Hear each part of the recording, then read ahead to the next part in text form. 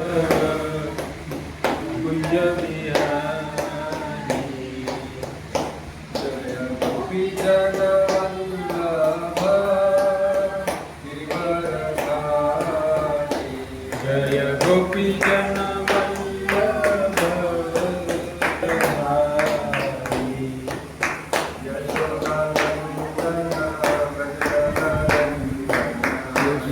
Yashodanandan Brajnandan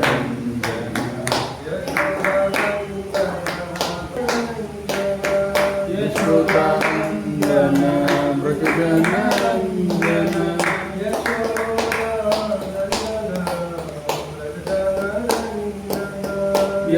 Yashodanandan Brajnandan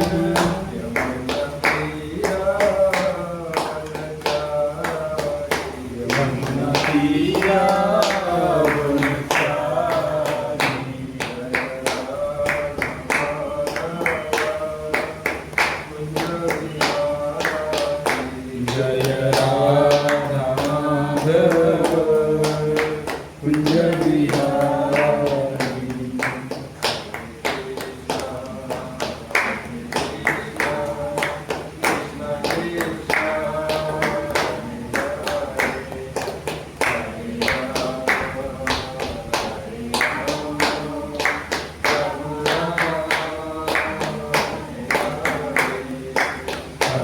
Hare Krishna, Krishna Krishna, Hare Hare, Hare Rama, Hare Rama, Rama Rama, Hare Hare,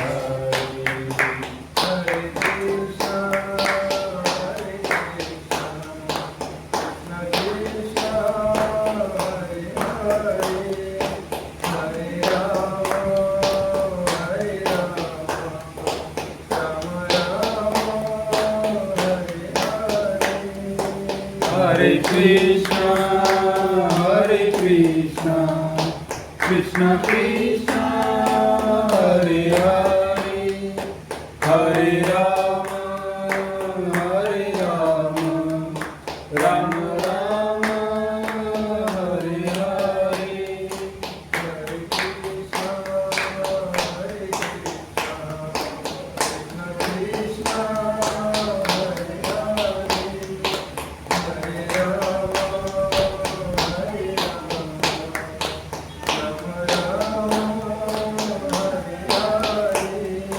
Hare Krishna, Hare Krishna, Krishna Krishna, Hare Hare, Hare Rama, Hare Rama, Rama Rama, Hare Hare,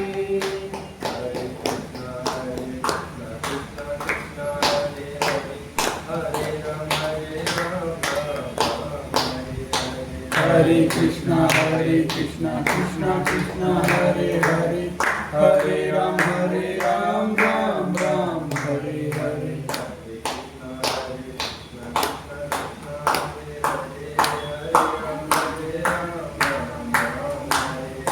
Hare Krishna, Krishna Krishna, Hare Hare, Hare Rama, Hare Krishna, Krishna Krishna, Hare Hare, Hare Ram, Ram Ram, Hare Hare.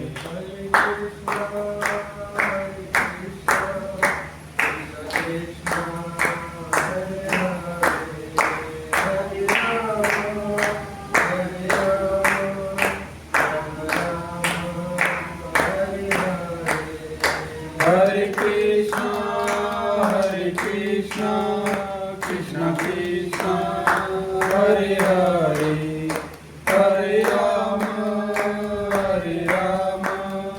Rama Rama, Hare Hare.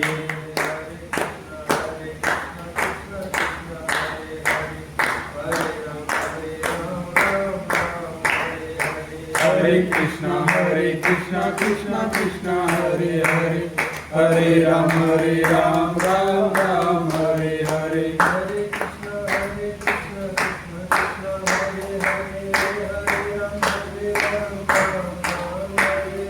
Hare Krishna, Krishna Krishna, Hare Hare, Hare Ram, Ram Ram, Hare Hare.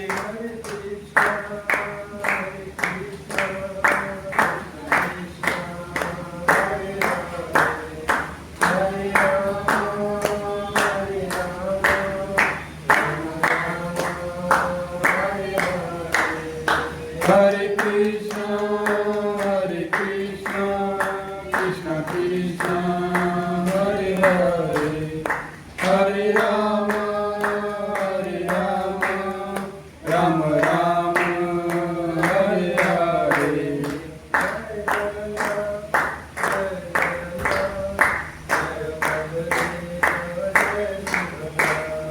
Jai Jagannath, Jai Jagannath, Jai Baladeva, Jai Subhadra.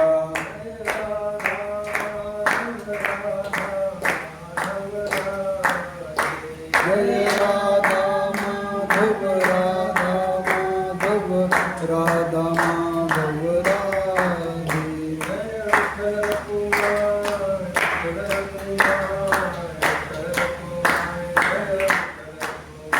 Jai Vitthala Rakhumai, Vitthala Rakhumai, Vitthala Rakhumai, Jai Vitthala Rakhumai.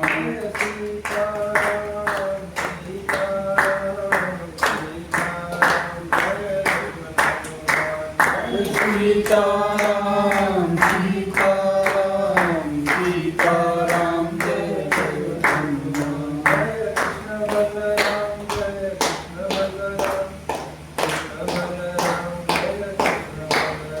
Jai Krishna Balaram, Jai Krishna Balaram, Jai Krishna Balaram, Jai Krishna Balaram.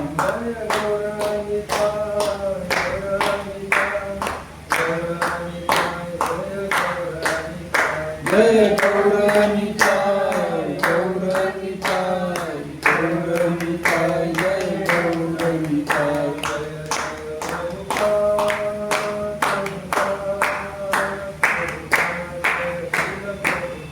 Jai Jai Prabhupada, Prabhupada, Prabhupada,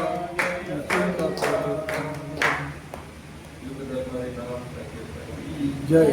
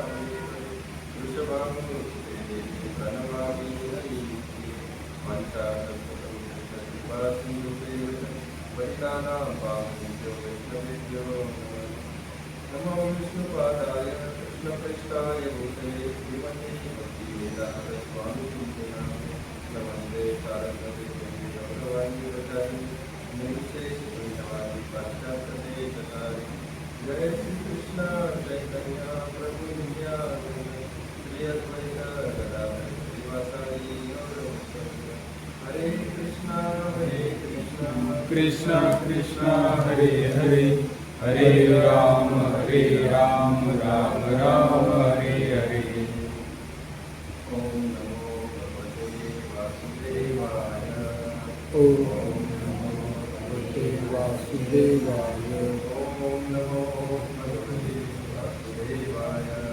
Om Namo Bhagavate Vasudevaya. Om Namo Bhagavate Vasudevaya. Om Namo Bhagavate Vasudevaya. Hare Krishna.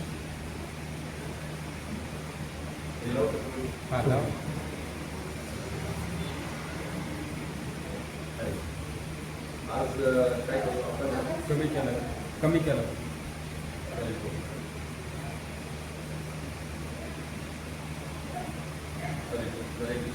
नाही हवा देत नाही.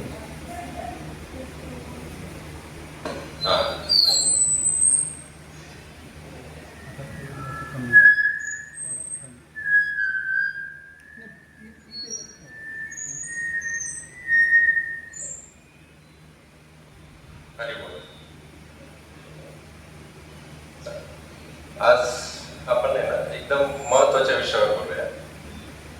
म्हणजे जो आपल्या दैनंदिन जीवनामध्ये खूप महत्वाचा आहे. आपल्याला खूप प्रश्न पडतात या विषयावर, आणि असे प्रश्न असतात की ज्याच्यावर आपल्याला उत्तर पण भेटत नाही बऱ्याचदा, आणि आपल्याला असं कधी कधी निराशा येते.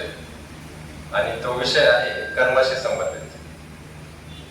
म्हणजे कधी कधी आपल्याला प्रश्न पडतो, जगामध्ये आपण गोष्टी बघतो, जे लोक वाईट कर्म करतायत त्यांच्याबरोबर चांगलं होतं, जे चांगलं कर्म करतात त्यांच्याबद्दल वाईट होतं. अशा प्रकारे आपल्याला प्रश्न पडतात जीवनामध्ये खूप खूप. तर मग असं हे करण्यासाठी याच्यावर कधी कधी आपण म्हणजे संभ्रमित होऊन जातो या गोष्टींमुळे, आणि त्याच्यावर व्यवस्थित उत्तर न भेटल्यामुळे आपल्याला काय कळत नाही. मग आपण पण गोंधळून जातो. मग आपल्याला पण असं वाटतं कधी कधी की अरे वाईट लोक वाईट गोष्ट करतात, त्यांच्याबद्दल जर चांगलं होत असेल तर मग आपण चांगलं करून काय उपयोग, मग आपण पण वाईट करायला पाहिजे. अशा प्रकारे आपल्या म्हणजे मनामध्ये असे विचार येऊ शकतात. मग असे हे विचार टाळण्यासाठी किंवा त्याचं समर्पक असं उत्तर मिळण्यासाठी आपल्या शास्त्रामध्ये काही सांगितलंय का, याच्याबद्दल आपण चर्चा करूया. कारण हे जगामध्ये बऱ्याचशा गोष्टी त्याचं उत्तर आपल्याला भेटत नाही. तर मग शास्त्रामध्ये काय सांगितलंय त्यानुसार आपण हे करूया. तर एक भगवद्गीतेमध्ये एक श्लोक आहे, भगवद्गीतेत एक श्लोक आहे की चौथ्या अध्यायामध्ये 17वा श्लोक. तर मी म्हणतो, माझ्या मागे तुम्ही म्हणा. कर्मणो ह्यपि बोद्धव्यं, कर्मणो ह्यपि बोद्धव्यं, बोद्धव्यंश्च विकर्मणः, बोद्धव्यंश्च विकर्मणः, अकर्मणश्च बोद्धव्यं, अकर्मणश्च बोद्धव्यं, गहना कर्मणो गती, गहना कर्मणो गती. परत एकदा म्हणा. कर्मणो ह्यपि बोद्धव्यं, कर्मणो ह्यपि बोद्धव्यं, बोद्धव्यंश्च विकर्मणः, बोद्धव्यंश्च विकर्मणः, अकर्मणश्च बोद्धव्यं, अकर्मणश्च बोद्धव्यं, गहना कर्मणो गती, गहना कर्मणो गती. आता याच्यामध्ये एक शब्द, एक जो वाक्य आहे ना, ते खूप महत्वाचं आहे. ते म्हणजे गहना कर्मणो गती. म्हणजे कर्माची जी गती आहे ती खूप गहन आहे, आणि सर्वसामान्यपणे सगळ्यांनाच ती समजेल असं काही नाही. आपल्याला मनुष्य जीवनाला ती समजेलच असं काही नाही. तर मग आता ही गहन कशी आहे हे समजण्यासाठी आपण एक कथा ऐकूया. त्या कथेवरून आपल्याला कळेल की आपण जसं बघतो तसं ऍक्च्युअली तसंच असेल असं काही नाही. तर ही आपल्या पुराणामध्ये एक कथा येते, पुराणांमध्ये. तर त्याच्यामध्ये काय असतं, एक तीर्थयात्री चाललेला असतो असं तीर्थयात्रा करण्यासाठी. आता त्यावेळेस कसं असे हॉटेल वगैरे नव्हते किंवा अशा गाड्या धोड्या पण नव्हत्या, त्यांना खूप दिवस लागायचे. मग ते काय करायचे, तीर्थयात्री जिथं गाव असत तिथं थांबायचे आणि तिथल्या घरामध्ये ते निवास करायचे. तिथे घरचे पण त्यांना आसरा द्यायचे. त्यांना माहित राहायचं तीर्थयात्री चला चांगलं काम करतोय. तर मग ते एका गावामध्ये गेले आणि तिथं रात्र झाली. तर त्यांनी एका ठिकाणी आसरा मागितला. तर मग त्याच्यामध्ये त्या जिथं आसरा मागितला तिथे एक पती आणि पत्नी राहत होते, आणि तिथं त्यांना आसरा दिला. रात्री ते झोपले, जेवण वगैरे करून ते झोपले. आता त्यातली तिची पत्नी होती, तिथं ज्यांनी आश्रय दिला तिची पत्नी होती. ती जो तीर्थयात्री आला होता त्याच्याकडे बघून आहे ना, तिची थोडी काम वासना थोडी जागृत झाली, आणि तिला असं वाटायला पाहिजे की मी याच्याबरोबर असं संग केला पाहिजे. मग ती काय करते, रात्री झोपतच त्या तीर्थयात्रीकडे जाते आणि त्याला म्हणते की तुझ्याप्रती माझं आकर्षण आहे, माझी इच्छा पूर्ण कर. असं मग तीर्थयात्री म्हणतो, आहे मी तर ह्या पुण्यवान कामासाठी निघालोय, तर मी असं काही करू शकत नाही. मग ती बरंच समजावते पण तो काय ऐकत नाही. पण ती कामाधीन झालेली असते ती पूर्णपणे, ती स्त्री. मग तिला काय वाटतं, कदाचित माझा पती आहे ना घरामध्ये, त्याच्यामुळे कदाचित हा नाही म्हणत असेल. मग ती काय करते, ती बघा डायरेक्ट जाते, एवढी कामांध झालेली असते, ती पतीलाच मारते. पतीचा गळाच तोडून टाकते, चाकू घेते आणि झोपेतच पतीला मारून टाकते. आता हे बघून तो तीर्थयात्री खूप घाबरतो, त्याला काय करायचं काय. मग ती त्याच्याकडे त्याला म्हणते, हे बघ आता आता तुला घाबरायची काय गरज नाही, आपण दोघं सुखाने राहू शकतो इथून पुढे. तीर्थयात्री तरी पण तो, आणि मग ती काय करते, ती संतप्त होते आणि मग ती ज्या बाजूचे असतात ना, आजूबाजूचे सगळे शेजारी, त्यांना उठवते, त्यांना बोलवते, आरडाओरडा करते. ते शेजारी येतात, ती शेजाऱ्यांना काय म्हणते, हा जो तीर्थयात्री कामुक व्यक्ती, याला माझ्याशी संग करायचा होता म्हणून याने माझ्या नवऱ्याला मात्र मारलं, बघा तुम्ही आतमध्ये जाऊन. आता शेवटी कसं बाईची बाजू जरा ही असते थोडी, तर त्याच्यामुळे सगळे जे शेजारी येतात ते बघतात आणि ते तीर्थयात्रेला चोपायला सुरुवात करतात, चोपतात, मारतात, त्याचा हात लय चोपतात त्याला. तो सांगायचा प्रयत्न करतो, अरे मी काय केलं नाही, मी काय केलं नाही, मी काय केलं नाही, पण त्याचं कोणी ऐकत नाही. तर त्याच्यामुळं काय होतं की मग दुसऱ्या दिवशी तो तीर्थयात्री निघतात. पण या घटनेकडे बघितल्यानंतर आपल्याला असं काय वाटतं की ती बाई ती किती पापी आहे, म्हणजे किती क्रूर आहे, किती क्रूर असू शकते. आपल्या स्वतःच्या पतीला मारते आणि असं बदनाम करते तीर्थयात्रेला. मग आपला असाच विचार होतो की आपल्या त्या बाईबद्दल आपलं मत असं बनतं की हिला शिक्षा भेटायला पाहिजे, हिला असं का करते ही, आणि तिला काही शिक्षाच नाही, तिला कोणी काही मारलं नाही, तिला कोणी जाब विचारलं नाही, ती फ्री सुटली अशी, असं वाटू शकतं आपल्याला. आता तुम्हाला अजून एक गोष्ट सांगतो, ही गोष्ट आपण इथं थोडं थांबूया. अजून एक गोष्ट सांगतो. एका ठिकाणी एक कसाई असतो, तर कसाई एकदा एका गाईला त्याला कापायचं असतं, गाईला कापायला घेतो तो कसाई, आणि जसा तो कापणार तसे ती गाई ती पळते, त्याच्या तावडीतून पळते आणि अशी पळायला लागते लांब लांब लांब. तो हा कसाई त्या गाईच्या मागे पळतो, पण ही गाई खूप पुढे निघून जाते. मग एका ठिकाणी एक झोपडी असते, त्या झोपडीच्या बाजूने ती गाई पळून जाते अशी. मग हा कसाई मागे त्या झोपडीकडे येतो आणि झोपडीमध्ये एक ब्राह्मण बसलेला असतो, आपली ध्यानधारणा वगैरे करत असतो. त्या ब्राह्मणाला विचारतो, तो ती गाई बघितली का. त्या ब्राह्मणाला कळतं हा कसाई आहे, आणि ब्राह्मणाला हे पण माहिती असतं की गोवा हत्या पाप आहे, पण ब्राह्मणाला असं वाटतं की मी सत्य बोलायला पाहिजे, मी ब्राह्मण आहे, मी सत्य बोलायला पाहिजे, मी खोटं नाही बोललं पाहिजे. तर मग त्याला ते व्यवस्थित निर्णय करता येत नाही, आणि तो काय करतो, असं दाखवतो की हा या बाजूला गाई गेली, तुम्ही तिकडे जा. मग कसाई त्या बाजूला जातो, ब्राह्मणाने सांगितलेल्या दिशेने त्या बाजूला जातो, त्याला ती गाई भेटते, तो गाईला पकडतो आणि मारतो. आता हा एक दुसरा किस्सा आहे. आता हा जो कसाई आहे ना, कसाई हा पुढच्या जन्मामध्ये जाऊन तो नवरा बनतो, ती जी गाय आहे ती पुढच्या जन्मामध्ये जाऊन ती बाई बनते, जी पत्नी असते. आणि तो जो ब्राह्मण असतो तो पुढच्या जन्मामध्ये जाऊन तो यात्रेकरू बनतो. म्हणजे बघा, आता त्याचं हे लावा, तुम्ही संदर्भ लावा, आणि आता विचार करा की त्या बाईने केलं ते बरोबर केलं की चुकीचं केलं. आता आपल्याला असं वाटतं, जेव्हा आपण हे बघत नाही, पहिला अँगल बघत नाही, तर आपल्याला असं वाटतं की या बाईने चुकीचं केलंय. पण जेव्हा आपण मागची गोष्ट ऐकतो, मागचं बघतो, तेव्हा आपल्याला कळतं की अरे ठीक आहे, न्याय झाला. मागच्या जन्मामध्ये विनाकारण त्या गाईला त्या कसाईने मारलं, त्या गाईला मनुष्य जन्म भेटला, मग ती त्या बाईच्या रूपात आली. हा कसाई त्या त्या बाईच्या पतीच्या रूपात आला, आणि तो जो ब्राह्मण यात्रेकरू होता तो ब्राह्मण ते यात्रेकरूच्या स्वरूपात तिथे आला. मग जसं मागच्या जन्मामध्ये त्या कसाईने गायचं डोकं कापलं होतं, त्याच प्रकारे ह्या जन्मामध्ये त्या बाईने तिच्या नवऱ्याचं म्हणजे मागच्या जन्मीच्या कसाईचं डोकं कापलं, म्हणजे हे केलं, मुंडकं वेगळं केलं. परत मागच्या जन्मामध्ये जसं त्या ब्राह्मणाने हात दाखवला होता तिकडे गेली म्हणून, तोच हात या जन्मामध्ये मोडला. त्या लोकांनी शेजारी जे आले होते त्याला मारलं नाही, त्याचा हात मोडला. त्याला ज्या प्रकारे त्याने कृत्य केलं होतं त्या प्रकारचं कृत्याची शिक्षा त्याला भेटली. अशा प्रकारे हे सगळं झाल्यानंतर मग आपल्याला थोडा एक बोध लागायला होता. मग आपण विचार करू शकतो की हा ठीक आहे, जे घडलं ते बरोबर घडलं असावं. कारण कसं असतं, बरेचदा आता सपोज एखादी क्रिकेट मॅच चालू आहे, टेस्ट मॅच विशेषतः, ती टेस्ट मॅच जेव्हा चालू असते तेव्हा काय असतं, 2 इनिंग्स असतात, फर्स्ट इनिंग आणि सेकंड इनिंग. दोन्ही टीमच्या फर्स्ट इनिंग आणि सेकंड इनिंग. आपण जेव्हा सेकंड इनिंग बघतो तेव्हा त्या सेकंड इनिंग मध्ये आपल्याला असं जाणवतं, तर सेकंड इनिंग मध्ये आपल्याला असं जाणवतं की अरे एका टीमला ऍडव्हान्टेज आहे, एका टीमचा स्कोर जरा जास्त आहे. असं कसं? त्याने जर पहिली इनिंग बघितलीच नसेल आणि त्याला वाटलं आता ही मॅच सुरू झाली, या दोघांची बॅटिंग सुरू झाली, तर त्याला ते कळणार नाही की एका टीमला ऍडव्हान्टेज काय, एका टीमचा स्कोर जास्त काय, 0-0 असायला पाहिजे ना, तर त्या टीमचा स्कोर जास्त काय असं त्याला प्रश्न पडू शकतो. मग त्याने जर पहिली इनिंग बघितली असेल तर त्याचा बोध लागेल की पहिल्या इनिंग मध्ये एक टीम जरा चांगली खेळली आहे, त्याच्यामुळं दुसऱ्या इनिंग मध्ये त्यांची सुरुवात जरा चांगली झालेली आहे. अशा प्रकारे तो बोध लागू शकतो आणि मग त्याला ते कळतं हा ठीक आहे, त्याच्यामध्ये काय नाही आहे, जे आहे ते एकदम व्यवस्थित झालेलं आहे.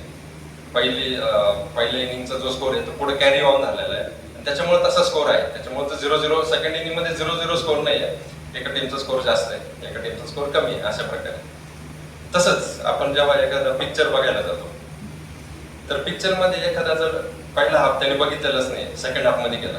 आता सेकंड हाफ मध्ये युजली आपल्याला असं दाखवलं जातं की हिरो जो विलन आहे त्याला मारत सुटतोय, त्याने पहिला हाफ बघितलेला नाही ह्या व्यक्तीने, तो सेकंड हाफ मध्ये गेला, त्याला असं वाटेल की हा हिरो किती क्रूर आहे, विनाकारण ह्या विलनला मारून राहिला, म्हणजे हिरोची चूक आहे असं तो निष्कर्ष काढू शकतो. पण त्याने जर पहिला हाफ बघितला असेल तर त्याला जाणवेल की पहिल्या हाफ मध्ये त्या विलनने हिरोला खूप त्रास दिलेला आहे, त्याच्या कुटुंबाला मारलेलं आहे, मग त्याचा रिव्हेंज म्हणून दुसऱ्या हाफ मध्ये हिरो त्या विलनला मारतोय. अशा प्रकारे आपली युजली स्टोरी असते.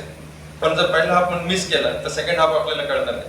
तसंच त्या स्टोरीमध्ये, पुराणामध्ये सांगितलेल्या स्टोरीमध्ये जर आपण ते कसाई, गाई आणि ते ब्राह्मण यांचा पहिला हाफ बघितला नाही तर आणि दुसरा हाफ बघितला, तो पती पत्नी आणि तो यात्रेकरू यांचा दुसरा हाफ जर बघितला आणि पहिला तर निष्कर्षणात ठेवलाच नाही तर काय होईल, आपलं गैरसमज होईल. तर त्याच्यामुळं हे गहना कर्मणोगती, ही जी कर्माची गती आहे ही खूप गहन आहे आणि ती आपण समजू शकत नाही. एक खूप मोठा गैरसमज आहे समाजामध्ये. आपण एरवी ऐकतो सब लोग खाली हाथ आते हैं, सब लोग खाली हाथ जाते हैं, कुछ लेकर नहीं आए, कुछ लेकर नहीं जाए. सर्वात मोठा गैरसमज आहे. कसा गैरसमज आहे? कारण आपण खाली हात येत नाही. आपलं मागच्या जन्माचं, मागच्या कर्माचं जे बॅगेज आहे, मागचं जे आपलं जे काही संचय असेल, कर्माचा जो संचय असेल तो आपण घेऊन येतो आणि तो आपण पुढे कॅरी फॉरवर्ड करतो. तर हे कसं होतं म्हणजे एका जन्मातून दुसऱ्या, कारण तुम्ही जर तो कर्माचा न्याय जो आहे तो जर ध्यानात घेतला नाही तर हमखास 100% आपल्याकडून हे जे शास्त्र आहे ते समजण्यामध्ये किंवा आपलं जे जीवन चाललंय ते समजण्यामध्ये आपल्याकडून त्रुटी राहणार. तर आपल्या 15वा अध्याय चालू आहे आपला भगवद्गीतेचा, त्याच्यामध्ये एक श्लोक येतो की शरीरम यद वापनोती यच्चाप्युत्क्रामतीश्वर ब्रूहि त्वैतानि संयाती वायुर्गंधा निवेशय. या श्लोकामध्ये एक्झॅक्टली सांगितलेलं आहे की कसं एका व्यक्तीचं कर्म, मागचं कर्म जे आहे ते पुढच्या त्याच्या जीवनामध्ये तो घेऊन जातो. म्हणजे बघा, जेव्हा एखादा व्यक्ती, जेव्हा एखादा माणूस आपलं शरीर त्याग करतो तेव्हा ते शरीर फक्त हे जे स्थूल शरीर जे आहे, बाहेर दिसणारं शरीर, ते फक्त इथे राहतं. पण त्याच्यासोबत एक सूक्ष्म शरीर जातं. मन, बुद्धी आणि अहंकार याचं एक सूक्ष्म शरीर त्याच्याबरोबर जातं, त्या आत्म्या, जीवात्म्याबरोबर ते जातं. आणि या सूक्ष्म शरीरामध्ये सर्व त्याच्या जन्माचे जे संस्कार, ज्या गोष्टी घडलेल्या आहेत त्या सूक्ष्म शरीराबरोबर पुढे निघून जातात.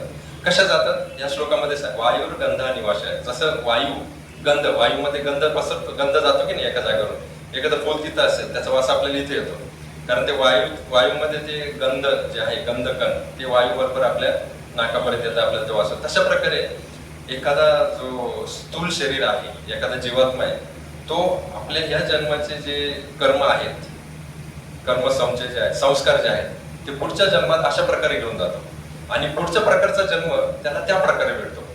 त्याच्यामुळं ही पुनर्जन्म जो आहे, रिइन्कार्नेशन आपण ज्याला म्हणतो, हे पुनर्जन्म आपल्याला ही जे विसंगती दिसते आपल्या आजूबाजूला. बघा, काही लोक जन्मतच एकदम श्रीमंत कुटुंबात जन्म घेतलेले असतात आणि एखादा जो असतो गरीब कुटुंबात, ज्यांच्याकडे खायची प्यायची वनवन आहे, अशा कुटुंबात जन्म घेतो. मग आपल्याला असं वाटू शकतं की अरे, ह्या मुलाला जो श्रीमंत घरामध्ये जो जन्मलाय त्याला ऍडव्हान्टेज आहे आणि जो गरीब घरामध्ये जन्मलेला आहे त्याला डिसएडव्हान्टेज आहे. मग हे आपण कसं एक्सप्लेन करणार? तर हे आपण past life experience, past life जे संस्कार आहेत त्या हिशोबाने आपण ते एक्सप्लेन करू शकतो ह्या गोष्टी. त्याच्यामुळं गहन कर्मणो गती ही जी म्हटली ना, ती गहन कर्माची जी गती ती समजण्यासाठी खूप गहन आहे. म्हणजे ती एवढी सोपी नाही समजण्यासाठी. हे म्हटलंय ते बरोबर आहे, कारण आपण सगळ्यांचा आपल्या जीवनामध्ये पण काही गोष्टी का करतात हे आपल्याला कळत नाही. अशीच एक दुसरी गोष्ट आहे. तर त्याच्यामधून आपल्याला कळेल की हा न्याय कसा केला जातो. म्हणजे कर्म जर असं होऊ शकतं का जगामध्ये की एखाद्याचं कर्म आहे ते दुसऱ्याला भेटलंय, एखाद्याचं पुण्य आहे ते दुसऱ्याला भेटलंय, चुकून झालंय, असं कधी होऊ शकतंय का? तर हे जाणण्यासाठी आपण बघा, हे कसं आहे ना, सगळं दैवी नियंत्रणाच्या अंडर चाललंय. सगळं भगवंताचं नियंत्रण असतं या कर्म. आपल्या बाबतीत जे घडतं ते रॅन्डम कधीच नाही. म्हणजे ह्या जन्मामध्ये जगामध्ये काहीच रॅन्डम होत नाही. हे सगळे प्रकृतीचे जे नियम असतात आणि आपण आज हे कर्माचे जे नियम आहे त्याच्याबद्दल आपण चर्चा करतोय. लॉ ऑफ कर्मा. आता बघा, प्रकृतीचे जे नियम असतात ते सटीक असतात. त्याच्यामध्ये कधीच म्हणजे असं भ्रष्टाचार चालत नाही. म्हणजे बघा, आपण गुरुत्वाकर्षण घेऊया. गुरुत्वाकर्षण जे असतं ते गुरुत्वाकर्षण सगळ्यांवर सारख्याच प्रमाणे लागू होतं. आता पृथ्वीवर आहे, म्हणजे तुम्ही जर एका बाळाला 9व्या मजल्यावरून जर खाली सोडलं तर ते गुरुत्वाकर्षण असा विचार नाही करणार की अरे हे तर 9 वर्षाचं बालक आहे, याला मी मारायला नको, याला मी खाली खेचायला नको, याला मी वरच्या वर तरंगेल, असा विचार नाही करणार. त्या बाळाला सुद्धा त्याच गतीने खाली खेचणार आणि जो प्रौढ असेल त्याला सुद्धा त्याच गतीने खाली खेचणार. तो असा विचार नाही करेल छोटं बाळ आहे, याला मारायला नको. जसं जाळ असतो, तो जाळ काय करतो, जाळामध्ये हात टाकला, आता ती ओवी छोटीशी, तिने जाळामध्ये हात टाकला तर ते जाळ असा विचार नाही करणार की अरे छोटं बाळ, याला जाळायला नको. ते त्या छोट्या बाळाप्रती किंवा बुजुर्ग व्यक्तीप्रती त्याचा सारखंच लॉ नियम लागू होतो. त्याच प्रकारे कर्माचा नियम असतो. कर्माचा नियम हा सगळ्यांना लागू होतो. तो विचार करत नाही. कधी कधी आपल्याला वाटतं हे कठोर आहे, आणि तो कसा लागू होतो हे भगवंताच्या निर्देशनाखाली चालतंय हे सगळं. तर त्याचीच एक अजून एक गोष्ट सांगतो. एक साऊथ इंडियामध्ये एक मंदिर असतं, भगवान कृष्णांचं एक मंदिर असतं. तर त्या मंदिरामध्ये एक म्हणजे झाडू करणारा जो स्वीपर आपण म्हणतो असा एक भक्त असतो. तिथं भगवंताचा भक्त असतो, निस्सिम भक्त असतो. लहानपणापासून त्याने मंदिराची ती साफसफाई करण्याची सेवा त्याच्याकडे असते आणि तो दररोज भगवंताचा म्हणजे पूजा करायचा आणि भगवंताला भावाने ओवाळायचा. अशा प्रकारे तो त्याचं जीवन व्यापन चालू होतं. त्याला भगवंतावर खूप श्रद्धा होती, कृष्णावर खूप त्याची श्रद्धा होती आणि खूप मोठा भक्त होता तो. आता तो त्याचं वय झालं, म्हातारा झाला. त्याला असं वाटलं की अरे मी लहानपणापासून इथं सेवा करतोय भगवंताची, कृष्णाची, आणि मी बघितलंय की हा कृष्ण म्हणजे तिथं त्याच्या वेदीवर उभा आहे, अविरत उभा आहे. आणि असा जो कृष्ण आहे तो म्हणजे सगळ्या लोकांचा जो आहे ते न्याय निवाडा तो करतो. आता तो एवढा दिवस उभा आहे तर मी त्याचा भक्त आहे, माझी पण काहीतरी जबाबदारी आहे. भगवंताला एक दिवस आराम मी द्यायला पाहिजे. एक दिवस मी भगवंताच्या जागेवर उभा राहील आणि एक दिवस भगवंताला आराम देईल. भगवंत एवढे वर्षानुवर्ष उभे, मग तो जातो भगवंताकडे आणि भगवंताबरोबर त्याचा एकदम चांगला प्रेमाचा संबंध असतो. भगवंताबरोबर तो आदान प्रदान करतो आणि भगवंताला म्हणतो कृष्णाला, हे कृष्णा, माझी अशी इच्छा आहे की तू एवढे दिवस सगळ्यांचा न्याय निवाडा करतोय, सगळ्यांना इथं भक्ती देतोय, प्रेम देतोय, तर मग इथे मी एक दिवस तुझ्या जागेवर उभं राहतो आणि एक दिवस तू आराम कर. असं मग कृष्ण कसा विठ्ठल प्रेमाचा भुकेला आहे, आपल्या भक्तांचा तो सगळं ऐकतो. तो म्हणतो ठीक आहे, तू माझ्या जागेवर उभं राहा, तुझी इच्छा आहे ना माझी सेवा करण्याची, मी तुला ती इच्छा पूर्ण करून देतो. तर मग तो जो आहे विठ्ठल कृष्ण त्याला म्हणतात की तू इथे उभा राहा, माझ्या स्वरूपात उभा राहा, इथे मी तुला माझं स्वरूप देतो आणि तू इथे उभा राहा. फक्त एक गोष्ट कर, माझी फक्त एक गोष्ट आहे की इथं जे जे लोक येतील, जे काही न्याय मागण्यासाठी येतील किंवा मागण्यासाठी, त्यांच्याबद्दल तू निपक्ष राहा. का तर कुठलंच तुझं स्वतःच मत देऊ नकोस, तेवढं फक्त कर. तो म्हटला ठीक आहे मी काय करणार नाही. मग तो उभा राहतो. दुसऱ्या दिवशी एक धनिक व्यक्ती येतो तिथे मंदिरामध्ये. मग खूप धनाढ्य व्यक्ती असतो, तो खूप श्रीमंत व्यक्ती असतो. मग तो काय करतो, स्वतःच्या पाकिटातून, खूप पैसे असतात त्याच्या पाकिटामधून, त्याची एक नोट काढतो आणि त्या हुंडीमध्ये टाकतो. पण त्या गडबडीत काय होतं, त्याच्याकडून ते पाकिट पण तिथंच विसरलं जातं. तो जातो, तो भगवंताचं दर्शन घेतो आणि जातो निघून, पाकिट तिथं विसरून जातो. नंतर काही वेळाने एक गरीब व्यक्ती येतो तिथे. तो गरीब व्यक्ती येतो आणि मग तो गरीब व्यक्ती तिथं भगवंतासाठी मग आपल्या खिच्यातून असे चिल्लर असतो, चिल्लर टाकतो आणि भगवंताकडे प्रार्थना करतो, भगवंता माझी खूप गरीब परिस्थिती आहे, मला खायला भेटलं नाही तर माझी मुलं बाळ सगळे मरतील, मला किती दिवस 7-8 दिवसापासून काही खायलाच भेटलं नाही, मला प्लीज काहीतरी दे. मग अशा प्रकारे त्याचं लक्ष जातं त्या बटव्याकडे आणि तो लगेच बटवा घेतो, कारण त्याला गरज असते त्या बटव्याची, त्याला पैशाची गरज असते, कारण पैसा भेटला नाही तर त्याचे आई वडील त्याचे मुलं बाळ ते मेले असते भुके पायी. मग तो ते बटवा घेतो आणि भगवंताला धन्यवाद करतो आणि निघून जातो. नंतर काही कालांतराने तिथे एक हे असतं ना नेव्ही, मर्चंट नेव्ही, त्यातला एक व्यक्ती येतो आणि तो व्यक्तीला आता मर्चंट नेव्हीमध्ये त्याला लांब जायचं असतं, कारण त्यांची मर्चंट नेव्ही एकदा नदीत निघाली, समुद्रात निघाली की ती किती महिने ते लांबच राहतात, समुद्रावरच राहतात. मग त्याच्यासाठी आशीर्वाद घेण्यासाठी तो भगवंताकडे येतो, आता मी भरपूर दिवस जाणार आहे, माझं रक्षण कर.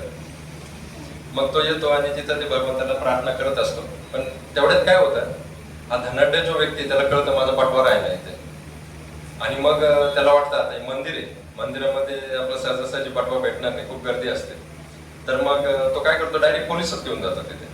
पोलिसांना पाचारण करून त्यांना म्हणतो माझ्या बटव्यामध्ये खूप पैसे होते मंदिरात, मी विसरलोय, तर मला ते घेऊन जायचे, मला तुम्ही चला माझ्या बरोबर आणि मला ते शोधून द्या. तर मग पोलीस जातात, त्या धनाढ्य व्यक्ती बरोबर जातात तिथं मंदिरामध्ये आणि तिथं ते शोधाशोध करतात, त्यांना बटवा काय सापडत नाही. पण तिथं हा मर्चंट नेव्ही मधला जो व्यक्ती आहे तो तिथं उभा असतो. मग तो धनाढ्य व्यक्ती काय म्हणतो, यांनीच माझे पैसे चोरले, कारण हाच इथं उभा आहे, बऱ्याच वेळेचा मी बघतोय हाच इथं उभा आहे, यांनीच माझे पैसे चोरले. मग पोलीस काय करतात, आता पोलीस कसं असतात, युजली ते जे धनाढ्य व्यक्ती असतात त्यांचं ऐकतात आणि ते म्हणतात की हा ठीक आहे, याला पकडा, चला याला जेलमध्ये घेऊन जाऊ आपण.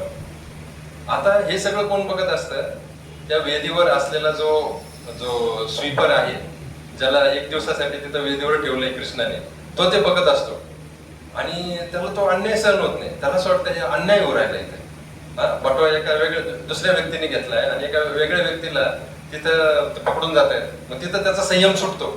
त्याला कृष्णाने सांगितलं असतं तू इथं काय बोलूच नको, तू इथं शांत उभा राहा. पण मग तो बोलतो तिथे, म्हणजे आता वेदीवरून बोलतो डायरेक्ट कृष्ण, सगळ्यांना ते ऐकू जात आहे, अरे थांबा थांबा थांबा, तुम्ही चूक करताय, हा बटवा या व्यक्तीने नाही चोरलेला.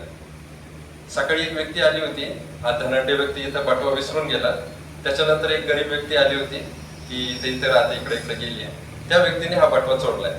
मग पोलीस काय करतात, ते मर्चंट नेव्हीच्या व्यक्तीला सोडून देतात आणि त्या गरीब व्यक्तीला त्याच्या घरी जातात, तिथं त्याला पकडतात. झालं. मग अशा प्रकारे तो दिवस जातो, त्याचा पूर्ण दिवस तो वेदीवर राहतो भगवंताच्या रूपामध्ये, तो स्वीपर. आणि मग संध्याकाळी जेव्हा भगवंत येतात तिथे परत वेदीवर चढण्यासाठी, भगवंत म्हणतात कसा गेला तुझा दिवस. तो म्हणतो भगवंता, अरे तुझं कार्य किती अवघड आहे, सगळे लोक येतात तुझ्याकडे काही ना काही मागण्यासाठीच येतात, कोण काय मागतंय कोण काय मागतंय, यांच्या सगळ्यांच्या मागण्या तर कसा पूर्ण करतोस तू.